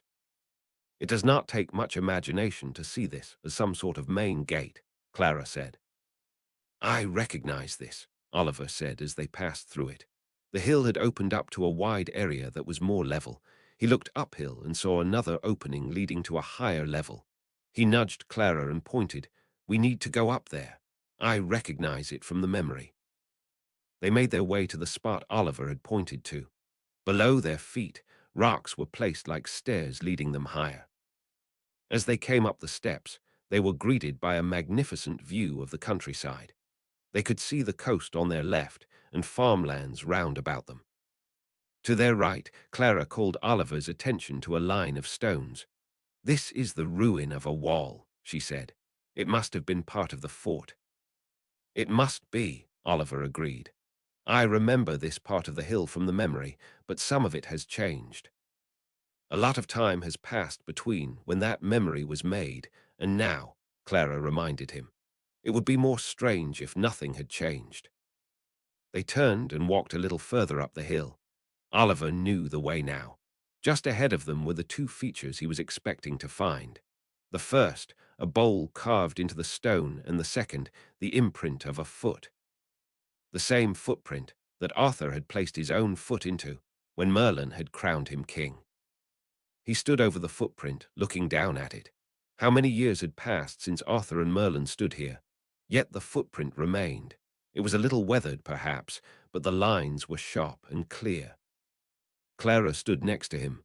What now? She asked. I am not sure, Oliver said. I am certain that if Excalibur is here, it will have something to do with these features.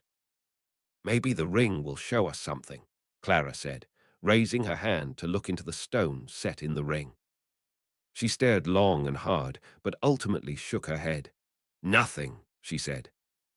I am not surprised, Oliver said. There is no illusion to dispel here. If something is here, it is like the door to the round table. We have to find it. Oliver squatted down over the footprint. He traced the outline of it with his fingers and cast his mind back to the memory. He had seen it now at least a half a dozen times. How had the ceremony gone? Merlin had called Arthur forward to place his foot in this footstep. Then he had drawn water from the bowl. Oliver stood and walked over to the bowl. It was empty. He pulled his wand from his pocket. He wasn't sure why he was doing it. It just seemed like the right thing to do. He pointed it at the bowl. Aguamenti, he muttered, and water cascaded down from his wand to fill the bowl. As he did it, Oliver became aware that something was changing. The sounds of the wind and breeze had died down. The world was calm and strangely quiet. Do you feel that? Clara asked. I do, Oliver said into the stillness. What did you do? I filled the bowl with water, Oliver responded. Oliver, Clara exclaimed. Of course, the coronation. Oliver looked up at her. What? He asked, not following her train of thought. It is so simple, she said, her hands on her head, and she walked in circles. What should we have learned from the memory? Only that which would have been obvious to anyone who was there. The sword was presented to Arthur. He came here for the crown, and he left with both it and the sword. We know that, Oliver said. So what? We are also here for Excalibur. I do not see Merlin handing out swords anywhere on this hill. Filling the bowl was the first step. To get the sword, we have to take the next steps, Clara said. And suddenly, Oliver understood. They were recreating the coronation ceremony. If putting water in the bowl had been the first step, the next step was obvious. Put your foot into the footprint, Oliver said, and kneel. Clara walked over to stand just behind the footprint and took a deep breath. She put her right foot into the indentation and knelt down. As she did so, strands of silver rose from the rocks and ground around them. The silver swirled around them gracefully. It did not bluster or whistle like the wind, yet it spun faster and faster in a circle. Gradually, the circle closed around them, getting tighter and tighter. Just as the first strands of silver reached Clara and Oliver, they suddenly came together into a ball floating just in front of Clara. They looked, and the ball began to change. It lengthened and began to take the shape of a person. A hooded and cloaked figure stood there now, shining with silvery light. "Welcome, friends," said the figure in a familiar voice. He pulled down his hood, and there was the face of Merlin. "It is not given to me to anoint the kings of this land any more, but Excalibur and the aid of wizards is available to those who seek it out." The figure of Merlin paused and stared towards Clara. Clara looked at Oliver. "What do I do?" she asked. "No idea," Oliver answered back. Then, getting an idea, he said loudly, "We have come for the sword Excalibur. We seek to defend the people of this land from war." Merlin stood there, his face turned towards Clara. He waited in silence. "I have come for the sword Excalibur," Clara said, "to defend my people and this land from those who seek to take it from us." Merlin stirred as Clara spoke. He turned to face Oliver. "Dip your hands in the water," he commanded.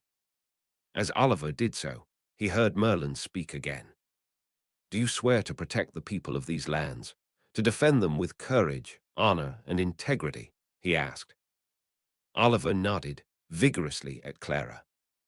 "I do," Clara said, a little uncertainty in her voice. Merlin paused. Clara looked worried, as if she had said the wrong thing. Oliver suddenly hurried forward. "That was from the ceremony," he said. "I must need to sprinkle water on your arms like he did." Oliver sprinkled water over Clara's arms and stepped back. Merlin began to speak again. "Do you swear to act in justice and fairness, without cruelty and without prejudice towards any person?" The line was different than it had been in the memory, but Oliver wondered if it had to be. After all, Merlin had already told them he was no longer dealing in kingships. "I do," Clara said, more confidently this time. Oliver dipped his hand in the water and sprinkled it over Clara's brow. "Do you swear to do these duties with all of your heart, mind, strength, and energy, even unto the sacrifice of your own life, and all that you possess?" Merlin continued. "I do," Clara said once more. Oliver dipped his hand into the water a third time. He walked over to Clara and touched his fingertips gently over her heart. He felt an unusual warmth and tingle flow from his fingertips and into the air around them. More strands of silver sprang up from the ground. They circled the trio silently, but Oliver felt the echo of powerful magic throughout his body. They were so thick that Oliver could see nothing outside of the little circle he, Clara, and Merlin now occupied.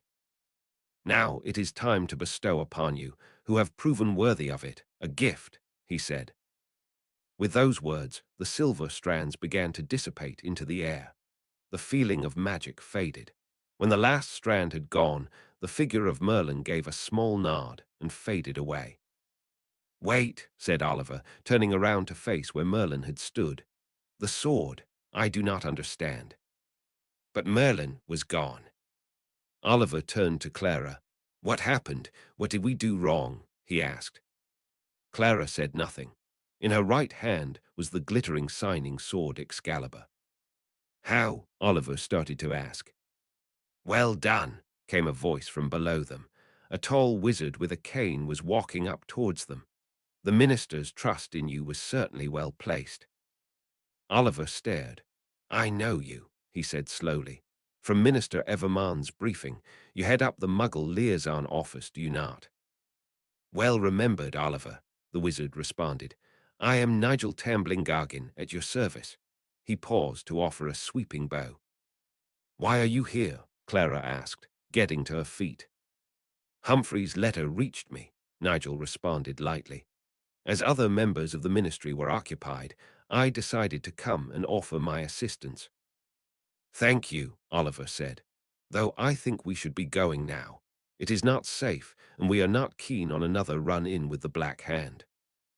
"There is no need to rush," Nigel said. If you wish, I will take the sword for safe keeping. He took a few more steps up the hill. Oliver felt the hairs on the back of his neck stand up. "Where is Humphrey?" he asked. "Why has he not returned yet?" "He was needed by the minister," Nigel said. "You know how politicians can be, so little regard for the time of others." "What about the Aurors?" Clara asked. "Why did they not come?" "They were unavailable. A sighting was reported near Glastonbury, and they were dispatched in force." "Why did nobody notify us?" Oliver asked. Humphrey was waiting on a response. "Do not trouble yourself," Nigel said lightly. "Give me the sword, and we can be on our way." "No," Clara said. "I will hold on to it." "No," Nigel said, an edge creeping into his voice. He was close now, only a few yards below them. "No," Clara repeated. "This is all wrong. Humphrey, Archibald, and Davies all waylaid. The Aurors have been sent to Glastonbury just at the same time as we are coming here for Excalibur." Oliver took a step forwards to place himself between Nigel and Clara. "No," he said. "We will take it back to the ministry ourselves." "I will make sure you receive your proper credit," Nigel said with a smile, his arms wide open. "I do not wish to rob you of this moment." Oliver drew his wand and reached back to find Clara. He wasn't sure what Nigel's game was, but he wasn't that interested in finding out. If he could grab hold of Clara, he could disapparate with her and head to the ministry or the archive. Before Oliver could get hold of Clara, Nigel whipped his own wand from his cane and fired a jet of white light at Oliver. Oliver tried to parry with a quick slash of his wand, but such was the force of the spell that he was knocked off his feet. He fell hard and lay panting in the grass. Not again, he thought angrily. He tried to get up, but he suddenly found himself pressed into the ground. "You see the difficulty of your position now," Nigel said smoothly. "I do not wish to hurt you, so just surrender the sword to me." Oliver struggled and grunted. "No," he managed to say. "No," Nigel said, contempt and amusement in his voice. "I try to make this easy for everyone. Why must you be so difficult?" Oliver felt the spell holding him down release, and he scrambled to his feet. Clara helped pull him up with her free hand. To Oliver's surprise, a second and third figure were coming up the hill. He recognized them from the forge. "You too could be heroes," Nigel said. "The world is on the precipice of change. What sort of change that is could be up to you." He paced a little as the figures drew up behind him. "What change is that?" Oliver asked. "Who is that for?" "It is for everyone," Nigel responded. "Final chance." Clara just shook her head and gripped the sword more tightly. "Fine then," Nigel said, and he brought his wand slashing violently through the air towards them. Oliver was ready this time and was already moving to block it. Such was the force of Nigel's curse that it hit Oliver's shield charm, and Oliver was blown back off his feet. He landed hard on a rock and was winded. He tried to get up, but his body was moving in slow motion. Nigel's wand was pointed right at Oliver. He struggled, but when Nigel decided to press home his advantage, there was nothing Oliver would be able to do about it. Oliver knew it was coming. He saw the movement of the wand and the flash of light. He readied himself for the impact of the curse, but instead of his own cry of pain, he heard a ringing gong. He looked up to see Clara standing between him and Nigel, the sword Excalibur in one hand and the shield of King Arthur in the other. "Attack!" Nigel screamed. "I want that sword." The other wizards advanced, spells streaming out of their wands. Clara ducked behind the shield as spell after spell rebounded off it. Oliver struggled to his feet. He gripped his wand tightly and fired a jinx back at Nigel. Nigel parried it, but it deflected into the wizard on his left, who was knocked backwards and tumbled down the hill with a shout. Nigel screamed again. This time he was answered by a series of cracks and pops as dozens of wizards and witches appeared all around Oliver and Clara. As soon as they appeared, they began firing off spells. Oliver jumped behind Clara, facing outward, and began to parry as many as he could. They were surrounded, and spells rained down on them from all sides. Behind him, he heard constant ringing coming from the shield. "Where is Humphrey?" Clara yelled out. "He had better come soon," Oliver shouted back. "We are badly outnumbered." Oliver tried to fire off some curses of his own, but it was difficult. There were so many incoming attacks that he could barely keep up with them all. It was inevitable, but a curse broke through his shield charm. This time he was not knocked down, but he stumbled sideways. He heard laughter from the group all around them. "Come now," Nigel shouted in the lull. "You cannot hope to win. Give up now. Your situation is hopeless." "No," Clara shouted back, and Oliver took the opportunity to fire off a curse of his own at Nigel. Oliver's attack was met with a hailstorm of return curses, but they either found Clara's shield or were met by Oliver's defensive charms. The attacks came with more hatred now. Oliver could feel the weight of each spell as he parried them away. The effort of keeping up was draining him. He knew it would not be long before they were beaten. Suddenly, the shouts and bangs of attacks became louder and more pronounced. "This is it," Oliver thought to himself, but to his surprise, some of his attackers began to turn away. More witches and wizards were apparating all around them. They began to duel the Black Hand attackers. "Onwards, lads," came a cry from Oliver's left side. "There is plenty to go around." Oliver looked over and saw the figure of Davies, dueling 3 Black Hand members at once. Davies danced elegantly across the hillside, driving his opponents backwards. He parried their attacks with apparent ease, and one by one his opponents slumped to the ground, stunned or overcome by his defensive spells. Boudica appeared on Oliver's other side. "Time to go on the offensive, Oliver," she yelled as she sprinted off. A witch jumped out and started to duel with Oliver. She fired off spells rapidly, but Oliver met them. As she raised her wand for another attack, Oliver saw his chance and countered. His banishing charm was so strong that she was pushed off the side of the hill and disappeared from view. Oliver turned to look for Clara. She too had begun to battle. Oliver could see spells bouncing off her shield left and right. More than once a Black Hand member fell as their own spell rebounded on them. Oliver started to run to help her, but he was knocked off his feet. A large and looming figure jumped down in front of him. Oliver recognized the wizard as the one who had cursed him in Gladys's forge. "It is over for you," the wizard growled at him. Oliver fired a spell at him and scrambled to his feet. The duel was more fierce than anything Oliver had experienced to that point. The power of the wizard's attacks broke through Oliver's shield charms, and Oliver was forced to dive out of the way more often than not. He tried to gain the upper hand, but Oliver's spells couldn't hit home. Once more, Oliver was knocked off his feet. He panted on the ground and tried to get up. He knew what was coming: pain, burning, and then death. But it didn't come. Oliver was suddenly aware that 2 sets of feet had jumped between him and his attacker. Humphrey and Boudica had taken up the duel. Together they drove the wizard back, putting him on the defensive. When he stumbled over the uneven ground, they seized the opportunity and both hit him squarely with blasts of red light. The broad wizard was blasted off his feet and thrown down the hill where he lay still.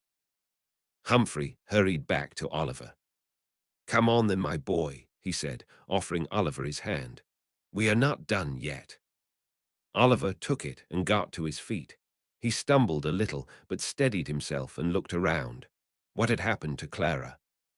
A piercing shout came over the top of the battle. Oliver ran to look over the side of a ledge and saw below him that Clara was kneeling over someone. Nigel Tamblingargin was laughing and advancing on her. Oliver yelled and jumped down. He landed hard on the uneven ground and sprawled forward. He scrambled to his feet once again, but Nigel was already at Clara. Flames shot from his wand and hit the shield, but went no further. Oliver raised his wand to attack, but a spell came whizzing by his head. He ducked and turned to find a wizard advancing on him. Oliver quickly recovered to block his first 2 curses. When the third missed, Oliver responded with a counter-curse of his own.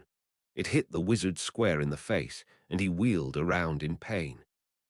Oliver seized his advantage and fired a stunning spell into his chest. The attacker crumpled into a heap. Oliver desperately turned back to help Clara. Clara was still hiding behind her shield as flames streamed out of Nigel's wand. Oliver was about to fire off a spell, but he was shocked by a sudden burst of fire and energy coming from the shield.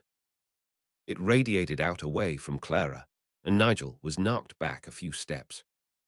Clara stood defiantly, and for the first time she raised Excalibur to attack.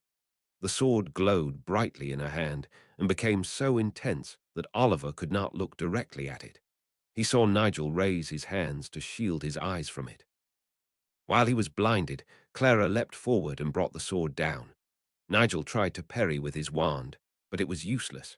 A beam of light broke through his shield charm, and Excalibur sliced cleanly through his wand. Nigel stood for a moment, holding the broken piece of his wand, frozen in shock. Then, suddenly recovering himself, he launched himself at Clara in a feral, frenzied rage. Oliver fired off a spell, but it missed. He ran towards them, desperately trying to get a better angle. Clara had committed her position on the swing of Excalibur. Nigel was diving for the sword. If he could reach it, he might wrestle it from her hands. But Excalibur blazed into life again, and as Nigel reacted to shield his eyes again from the light and flame, Clara swung through with the shield in her other hand and hit him hard. Nigel was driven into the ground as Oliver finally reached the duel. He groaned and pulled himself up again, but Clara raised Excalibur and Oliver readied his wand. "You are beaten," Oliver said, panting from the effort of the battle. "Give up. Final warning." Nigel Tamblingargan fell to his knees and howled miserably in the air. Around them, the sounds of battle were dimming. The auras had won out, and as they became aware of their leader's defeat, the remaining members of the Black Hand threw down their wands in surrender. "Why did you do it?" Clara screamed. Excalibur still pointed at Nigel's face. "Why?" Nigel scoffed. "For the same reasons you should do it, to create a better world." "What is better about a world at war?" Clara yelled back. "It was necessary," he responded. "A sacrifice to draw wizards out of hiding, a play to bring down the Statute of Secrecy, to restore the world to the way it should be." "With wizards on top," Oliver said scornfully. "You are no better than any other supremacist." "No," Nigel shouted back. "Do not mistake me for some low-wit, power-hungry tyrant. This war will be different. It will show wizards just how far the Muggles have come. And when wizards join in to help end it, they will see just how creative and ingenuitive the Muggles have been." "They are ahead of us," he said, shaking his head. "They are moving forward while we are stuck in the past. Do you not understand? We have much to teach each other," he said, looking up at Oliver and Clara in turn. "The Muggles are progressing with innovations and inventions to rival any spell, but they have violence and conquest behind their eyes. Wizards can teach them about cooperation. We did not start this war." He was almost laughing now. "They did it themselves. They had every opportunity to avoid it. They want it." "You think I am lying, or you think I am wrong?" Nigel asked. "I was there in the Prime Minister's office. I saw everything. I read everything. This war is an opportunity. It is our chance to remake the world." He looked up at Clara. "You can still do it." "No," Clara said, lowering Excalibur. "Do you still not understand?" Nigel pleaded from his knees, desperation in his voice. "This would benefit Muggles. Their lives could be improved in so many ways." "Shut up," Clara said, turning away from the now sad figure kneeling in front of her. Oliver's wand had remained trained on Nigel, and now he made ropes materialize to bind his hands. They could take Nigel and leave him with one of the auras for safekeeping. Around them, auras were hustling back and forth across the hillside. Some were treating wounded comrades, while others gathered Black Hand members together near the top of the hill. One of them came for the aura that Clara had defended. "Come on, then," Oliver said, seizing Nigel under the arm and lifting him to his feet. It is time to be done with this. He and Clara began marching Nigel up the hill. As they walked, Oliver heard the sounds of more apparition. He raised his wand, but lowered it again when he saw Archibald, Minister Evermond, and more auras walking up the hill towards him. "Nigel, what is the meaning of this?" Evermond barked. "I doubt you would understand," Nigel responded. "Well, we will see when you tell your story to the Wisengamot," Evermond said. He turned to one of the auras with him. "Separate him from the others and take him away." The aura took hold of Nigel and disapparated. Humphrey walked over. "Welcome, Archer," he said pleasantly, as there had not just been a massive battle raging across the hillside. "Archibald explained the situation to me," Evermond said, looking at Oliver and Clara. "I think we had better talk in my office tomorrow." "Certainly," Humphrey said. "All of you," Evermond added, pointing around at them. "And bring the sword. This is a fine mess to clean up. The entire Obliviation Department will be needed to comb the area for witnesses." He stalked off up the hill, stopping here and there to talk with auras. Boudica and Davies came marching down the hill. "Well, I am glad to see you all are in one piece," she said. "That was some bust-up, even by my standards." "We have you all to thank for that," Clara said. "You arrived not a moment too soon. Truthfully, had you been any later, I do not think we would have made it at all," Oliver added. "Sorry for the late arrival," Humphrey said. "We arrived at the ministry to find it in complete disarray. The auras had been dispatched to Glastonbury over a supposed sighting of the Black Hand. Meanwhile, a small group of them had actually launched an assault inside the ministry." "Really?" Oliver asked. "Why?" "It must have been a diversion," Humphrey explained. "They drew the auras away, which allowed them to more easily seize parts of the ministry. This ensured that all ministry eyes and resources would be focused on them rather than available to help here." "So how did you all end up here?" Clara asked. "Well, fortunately, we entered the ministry right into the middle of the Black Hand attack," Davies said. "It was touch and go for a moment, but Archibald did some quick spell work and charmed thousands of ministry memos, so they folded themselves into swords. It was surrender or death by 1,000 paper cuts." "They surrendered then?" Oliver asked. "They needed to be persuaded by a few hundred or more paper cuts," Archibald said, matter-of-factly. "They began to lay down their wands when their compatriots started to faint from blood loss." "What happened then?" Clara asked.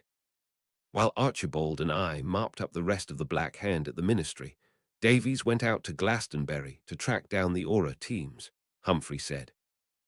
"It was not difficult to find them," Davies explained. "I know the area reasonably well, as one would expect. I quickly explained the situation to your friend Boudica, and we started apparating the aura teams in." "When did you know that Nigel had betrayed us?" Oliver asked. "I did not know at all, at least, until I saw him fighting for the other side," Humphrey said. "True, I was suspicious about how the Black Hand had managed to find you at Peel Castle and how they managed to elude the ministry for so long. They clearly had a source of information, but I did not imagine that Nigel Tambling-Gargan was the traitor." "Speaking of which, how did you find out?" Boudica asked. "He asked us to give him the sword," Clara answered. "He what?" Boudica said incredulously. "He did," Oliver said. "He came by himself, asked for it, and then attacked when we said no." "If it was not obvious at that point," Clara added, "it became unmistakable when his Black Hand thugs showed up and joined in." "Well done to you both," Boudica said. "Not many could have stood alone for as long as you did." "Hear, hear," Davies said, "and to everyone else as well. There should be awards in it for all of you." "Do you think they will let me keep the sword?" Clara asked. "I am really starting to like it."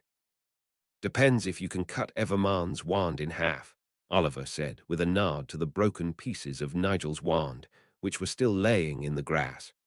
This got a chuckle from the group, but Davies found it especially funny. Anyone fancy getting something to eat? Boudica asked.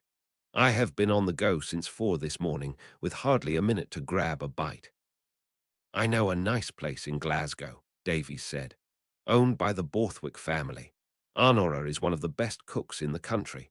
They always save me a table since the incident with their boy Theophilus and the itching powder scandal of 1903. Come and dine with me, and then you may go back to London. Everyone agreed to this, although Boudica said she would only participate if Davies told her what the itching powder scandal of 1903 was. Chapter 27. Meeting Again. For the first time in a very long time, Oliver awoke in his own bed.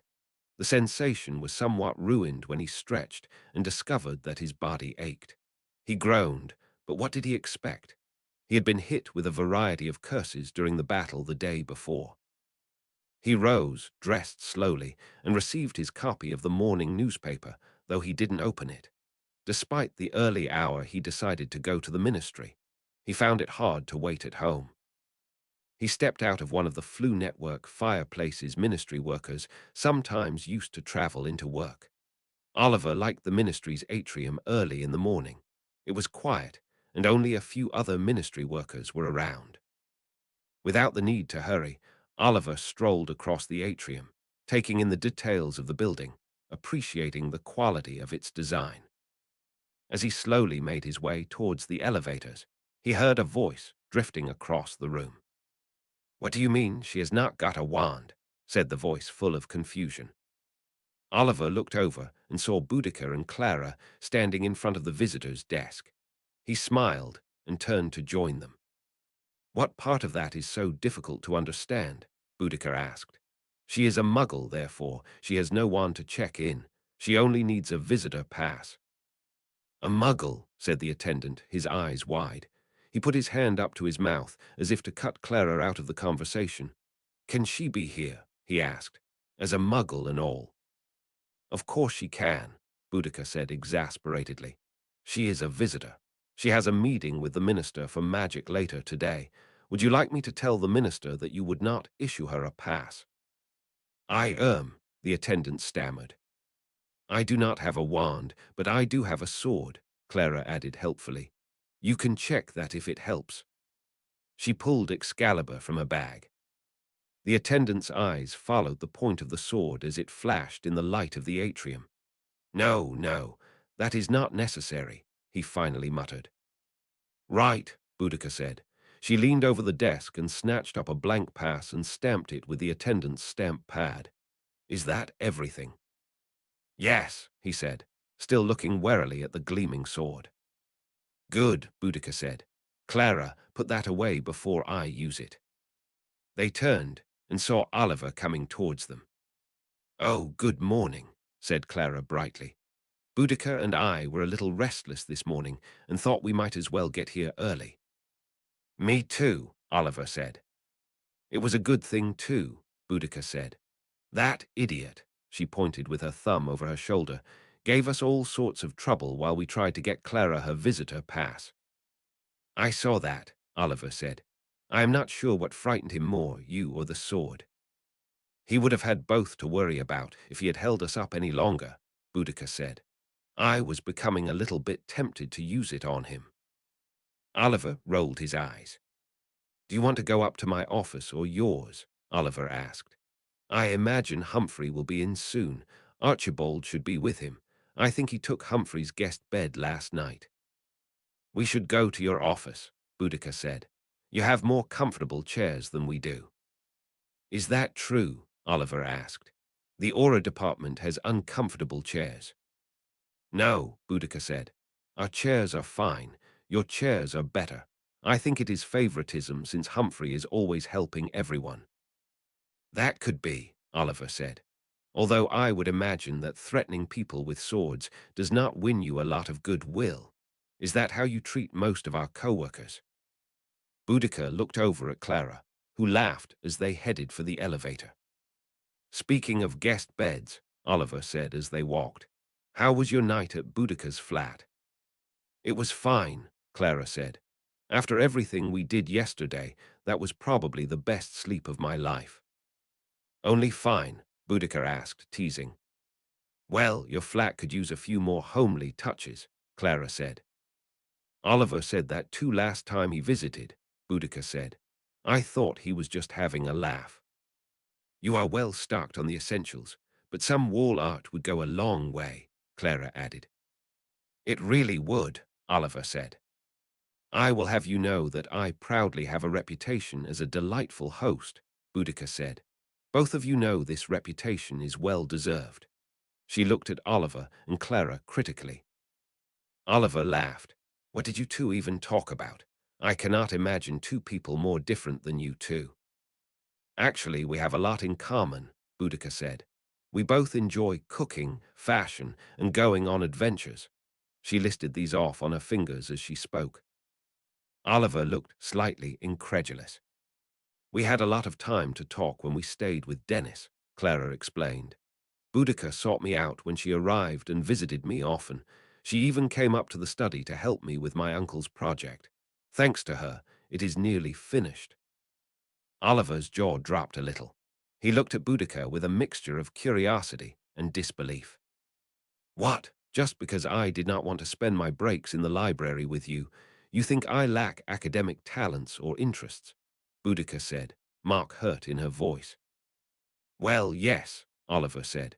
Not because of the library thing, but because you have told me that many times. Boudica shrugged as they walked through a hallway towards Oliver's office. I earned 6 NEWTS. You need at least 5 to get into the Aura program, right? Oliver asked. Exactly, Boudica said. High standards.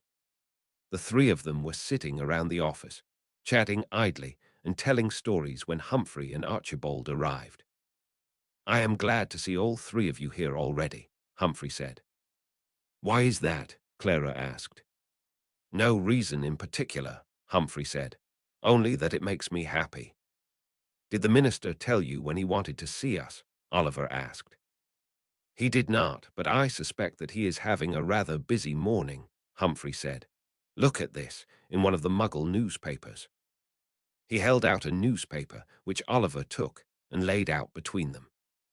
Declaration of war by Great Britain, after unsatisfactory reply to yesterday's ultimatum. So that is it, Clara said. All of Europe is at war now. Yes, I am afraid that is true, Humphrey said. All of the major powers have now declared for one side or the other. The topic of the war occupied them until an owl swooped in and dropped a message on Humphrey's desk. It did not wait for a response and flew out again immediately. Humphrey walked over to read it. The minister will be ready for us shortly, he said. We should go over. They walked together through the corridors to the minister's office. Mostly they walked in silence. Oliver noticed that the offices they passed were quieter, more subdued today. Perhaps their occupants were also digesting the news. When they reached the minister's office, the secretary stopped them. She directed them to some chairs to wait. His current meeting is running over, she explained.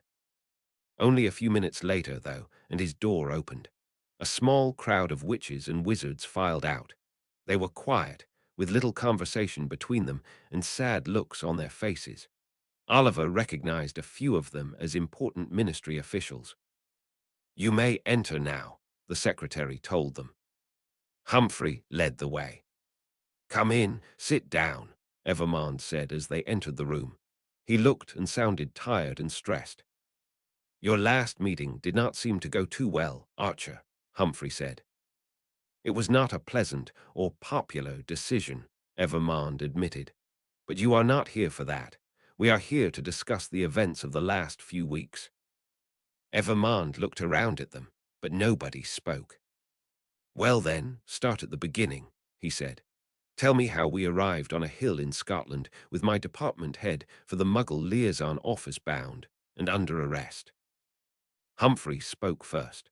He recounted his early actions, his theory that the Black Hand was targeting Arthurian artifacts, and his decision to involve Archibald in the search.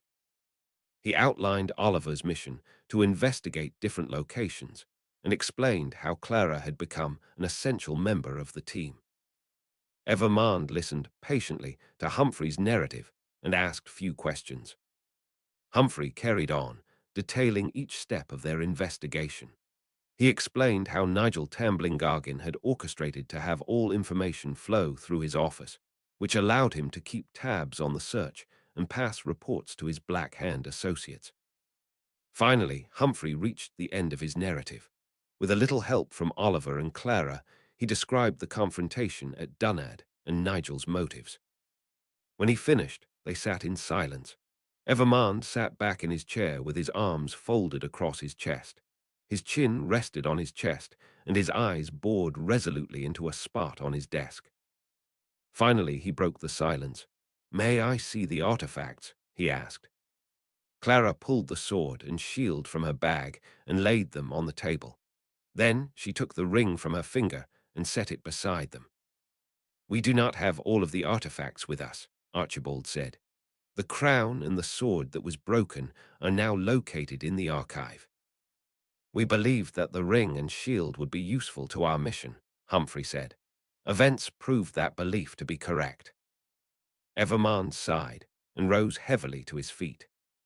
"You have broken the Statute of Secrecy, flaunted my instructions about keeping this mission a secret, and I should probably give you all an Order of Merlin for it," he said. He walked over to a window and stared out of it, hands clasped behind his back. He was quiet for a moment. The Muggle Prime Minister declared war on Germany. "We know," Humphrey said. "It was in their newspapers." "Nigel's plan was to involve us in the war," Evermond said. "His treachery runs deeper than you realize. He had created a conspiracy inside the ministry and the Muggle government. He wanted to bring us out into the open. The revelation of the wizarding community to the rest of the world would have prompted coups to replace any politicians, like myself, who were resistant to the change. He was orchestrating a spectacle on a global scale. Like Pandora's box, once it was out, there would have been no going back.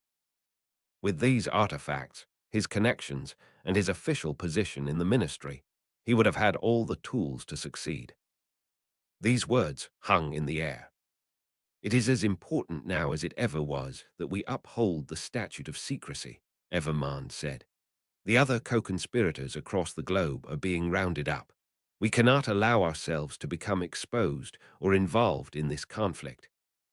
"What about?" Clara started to speak. "No," Evermond cut across her. "You do not understand. Our capacity for destruction is greater than you imagine. Whatever this war will be, it would be worse if wizards were involved. That is why I have just passed an emergency legislation prohibiting wizards from becoming involved in this conflict. The full weight of the ministry will be dedicated to enforcing this. It is about preserving our peace and way of life." Humphrey frowned a little, but said nothing. Oliver and Boudica exchanged glances. Clara was looking at her feet. Archibald spoke up. "If we have gained anything from this experience," he said, "it is the knowledge of what can be accomplished by a wizard and muggle who work together in harmony." He pointed at the items on the desk. "It was Merlin's wisdom, and we have reaped the benefits of it." "I am no historian, but Merlin did not fight King Arthur's battles," Evermond said quickly. "He did not," Oliver said, "but he gave Arthur the means to fight back against wizards who wished to challenge him." "Archer," Humphrey said, "I understand. We understand. The ministry must uphold the Statute of Secrecy to prevent war inside the magical community. However, if I may give you one piece of counsel." "You have given me a lot of good advice over the years," Evermond said. "However, I cannot promise that I will follow it on this occasion.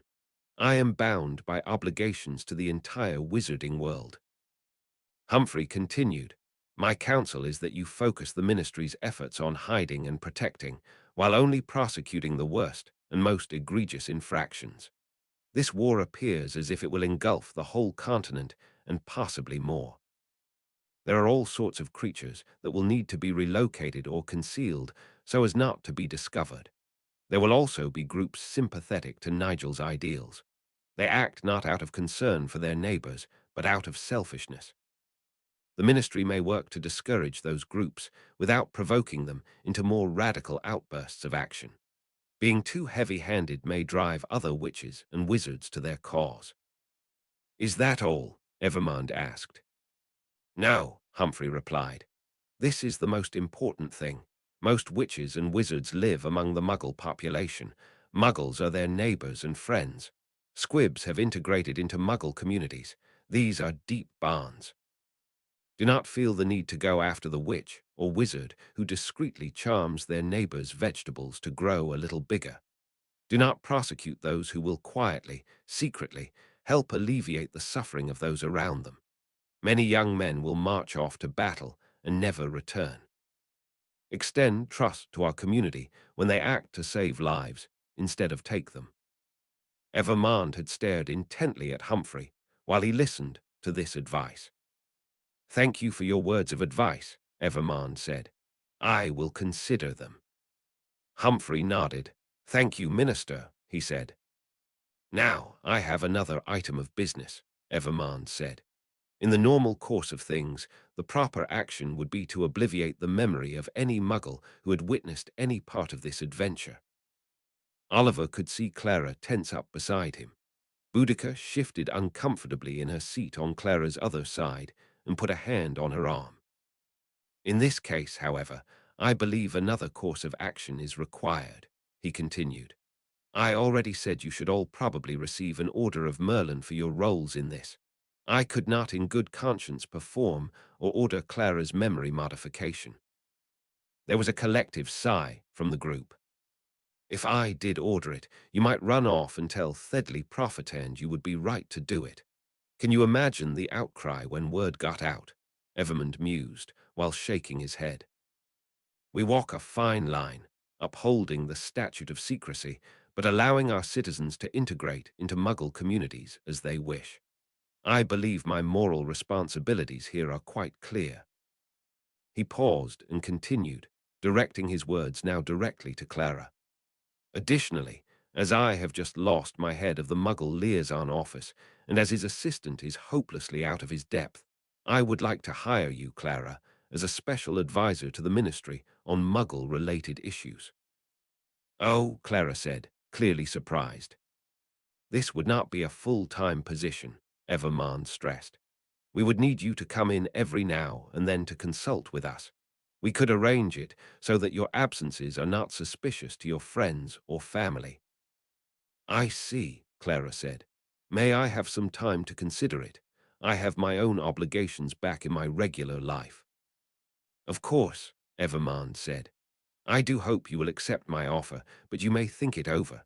In the meantime, I cannot stress enough that you are not to speak of this experience to any other Muggle. You share our responsibility to uphold the law. Shall we find out that you have broken the Statute of Secrecy, a team of obliviators will be dispatched to wipe the memories of you and anyone you spoke with." "I understand," Clara said.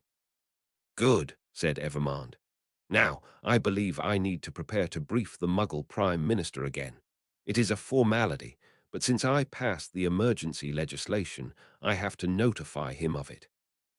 The group took their leave and found themselves standing outside Evermond's office.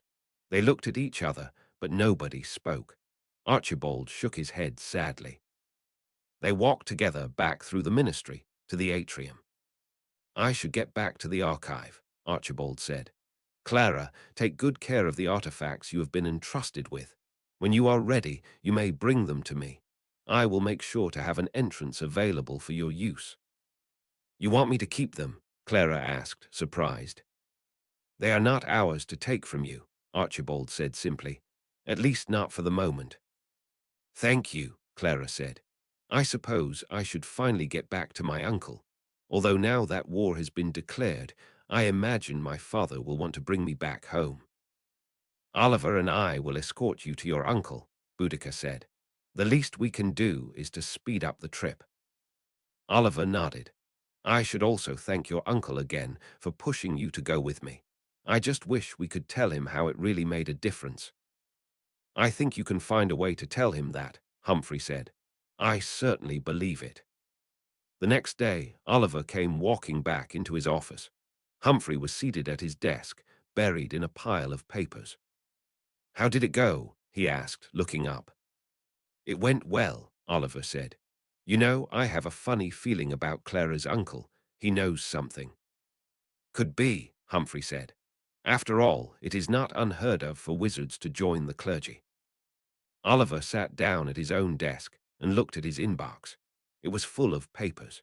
He felt strange to be sitting here, about to go back to something as mundane as office paperwork after all that he had been through.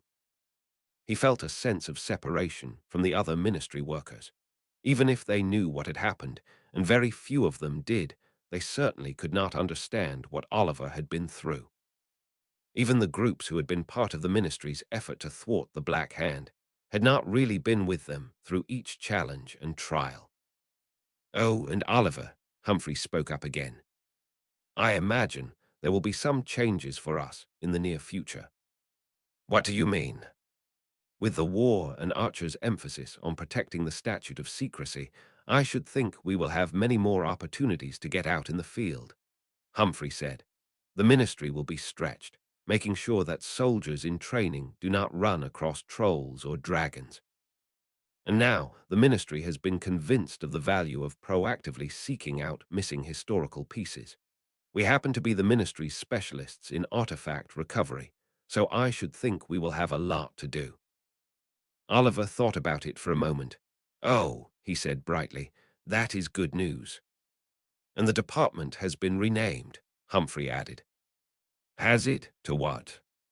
"The Department of Magical Sites and Artifacts." "I like it," Oliver said. "Very appropriate." Humphrey gave him a knowing nod, and Oliver reached for the top item in his inbox. "Back to work,"